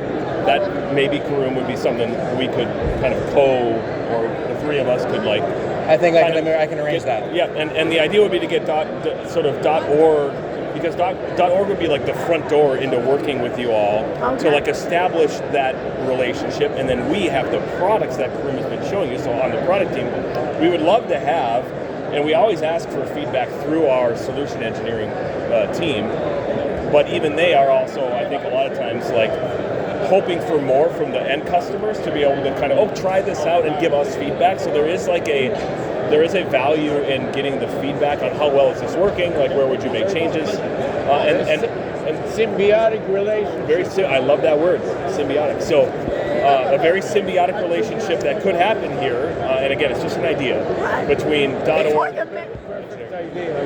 Yeah, I mean that's the best. That's the most, I think, likely to be realistic of like how we could kind of collectively partner together. That makes sense. Let me write that down in the notes for a qualifier. Yeah, and then from the product side, we would try to work through the solution engineering team with the .org team to partner with you all, and we would find ways. I think we could set up some kind of criteria that you're used to setting up already with all these partners, and we could try to kind of like and I've always done it. Make a specific case. We'll have a panel of experts made out of him and the director of technology for the city of Coral Gables that wants to implement exactly this. And then you have another customer of this, because I don't know if you know that, but I'm the advisor for the city of Coral Gables. Oh, are you? Okay. On technology. Excellent. And they are #1 in the medium-sized cities for smart cities. So they're always looking for, and the head is master's in electrical engineering. This would be a great story too. It's not just about how Twilio's technology gets better here. It's about like how do we help the university, specifically the University of Miami. How do we help the University of Miami's work that they're doing? Good work with other municipalities. Again, I worked at one, so I know. But those would be the kind of things that I think that, like, and again, he's writing this down, but I think like our .org team would be able to facilitate best, and then the rest of us could ideally then help with that. Another one is Miami Garden is a city that cannot handle the 911 call, and 90% of the 911 calls are going unanswered. So we want to put an AI now you can. Yes, please. That can answer the calls, especially, and reroute them instead of letting them hang up. Yeah, and that would be something like it would some of the things that we're doing on the product side, and I know you're seeing probably a lot of this with other people in the industry, but we're trying to be very conscious about how we do it securely, how we do it the right way, and it's not that other people aren't, but we're very focused on that. So to the extent that we can help you all, and you help us, but we also help the communities. I think that's a win-win-win, right? Yeah, but I'm just saying in the way that we want to not just take from you. Oh yeah, give absolutely, back. absolutely. And I have a little bit of that. I think a rare breed at Twilio. There's not a lot of people you'll find that worked in municipalities. When you said that, it's amazing because I worked in the city of Minneapolis for almost 7 years. So and I work with the city of Coral Gables, and it's just basically more than 10 years. Yeah. You know what I mean? No, I really enjoyed my time there too. So let's put that in motion. I think that's and I'll try and help. Okay, so now we know where you can. You did a good job. And it's very interesting, Dr. Rushanak, that you actually already reached out to me on LinkedIn for IT Expo. Yes. Yeah, and before that I worked. What a small world. I know it. It's what you said for IT Expo. I said I need somebody in Twilio, and then I saw I was supposed to speak, and I speak every year. I know Same. those folks. Yeah, as well. And we were even there at the same time. That's such a small world. Were you there? I was there. Yes, you messaged me. You were the one messaging me. You said you wanted to speak at the Miami. Yeah. So we can make this happen. Right now we know it's funny, huh? That's such a small world. And I said, wow. I said, You, him, and the city director. I sent him via LinkedIn an invitation to speak at our conference at IT Expo before. No, he had it. Oh, really? It was him. He spoke. Funny. I'd like to speak to somebody in management so they would be aware of it. No, it's really important. Thank you. I appreciate people like you that can speak, come down to the level of a lay person. But to have a vision of what the company is. But sometimes when I speak to these, I hate to say, to a number of people, they're so and they're so, all they know is their little application that they do in the company. And they don't care to know anything and are not capable. No, one is they have no curiosity. Two, they don't know how to communicate. Thank you. I truly do appreciate that. That means a lot. My brother is an electrical engineer. He sold this company to Intel for $16 billion with a B. Intel took it public in a couple of years, $32 billion. But he's on the autistic, what is it called? And he cannot speak. He's so afraid to speak, He's afraid to speak to anybody. Speak to him, and he's designed the fastest chips in the world. But when Avi speaks to his brother, it's like, what do you know about marketing? All he knows is, you know what I mean? Yeah. So even though he's capable, but he hates it and he is afraid to do it. Yes. And he hates it, you know what I mean? And I think that's part, to Chris's point, there has to be a certain sequence of things that have to happen in life to be able to do of DNA, personality, environment, and a whole bunch. And you need a team because you need those other people that are and you need someone that can translate for them, right? And I think that's the part that you're saying. Because a lot of the people here from the call center, they don't understand technology. They just run a call center, and you start discombobulate them with code, and immediately the eyes start wandering, and you can see complicated. you lost them already. I think that's why there's even resistance to adapt some of this. You know what I mean? Agreed. I think you're right. I think because people don't understand it, don't know where it comes from. Right. They try to figure out a way to ideate it, and then in that process, they lose the vision. Right. In that process of their own trying to ideate. You also can see the big picture. Well, you can delve down to No, but not everybody. What is your background? I'm just curious. Yeah, so my background is actually teaching. Before I started at Twilio, I was at Avaya for 11 years, but before that, I was an assistant professor at McMaster University teaching first-year computer programming. That explains. Yeah, I can imagine. And then I was a TA for 7 years before that. There's something special about this. You're very kind, Doctor. Thank you. In this whole show, I didn't find one person, and I spent from minute one talking to people like you here. No, but is there anyone? I'm being serious. That would make a difference. You know what I mean?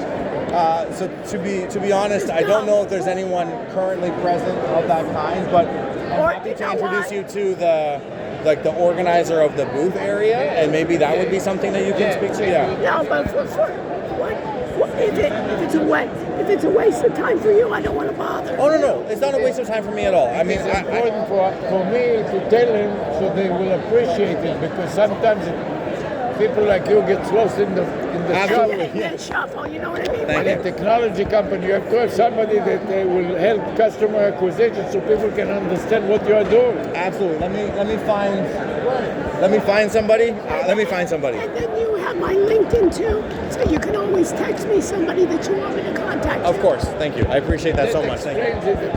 Now I understand. Thank you. You're very, not only are you talented, but you have a lot of practice, so you can really swing with the punches. You can teach. Yeah. Okay, great. I've been teaching for, I want to say my whole life, because my brother is on the spectrum, and I've been teaching him since I was 7. So that kind of, that sort of insight kind of comes in, this idea of, huge. And you know what they were saying about a lot of the bots? They were saying about for counseling and for psychology that they've rated a lot of the bots more empathetic than counselors. Yes, because and actually because I read a study on this. Because I'm trying to come up with something to help my brother with this kind of like processing. And the reason behind that is 2.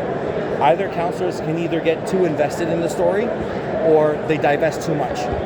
And so what happens, what they said happened in the study at least, and I need to understand this better, is that when counselors get too invested, they get very passionate about it, they get overzealous on the thing, and when the student doesn't do it or the patient doesn't do it, they get upset. Right. And then that kind of closes up. Emotional about it, right? Overly emotional. And then the other option is detached. Right, but that even keel, they really have seen that so many more that they say that. Who is in charge of this book? Yeah, I'm going to introduce you right now. Okay, fine. Thank you.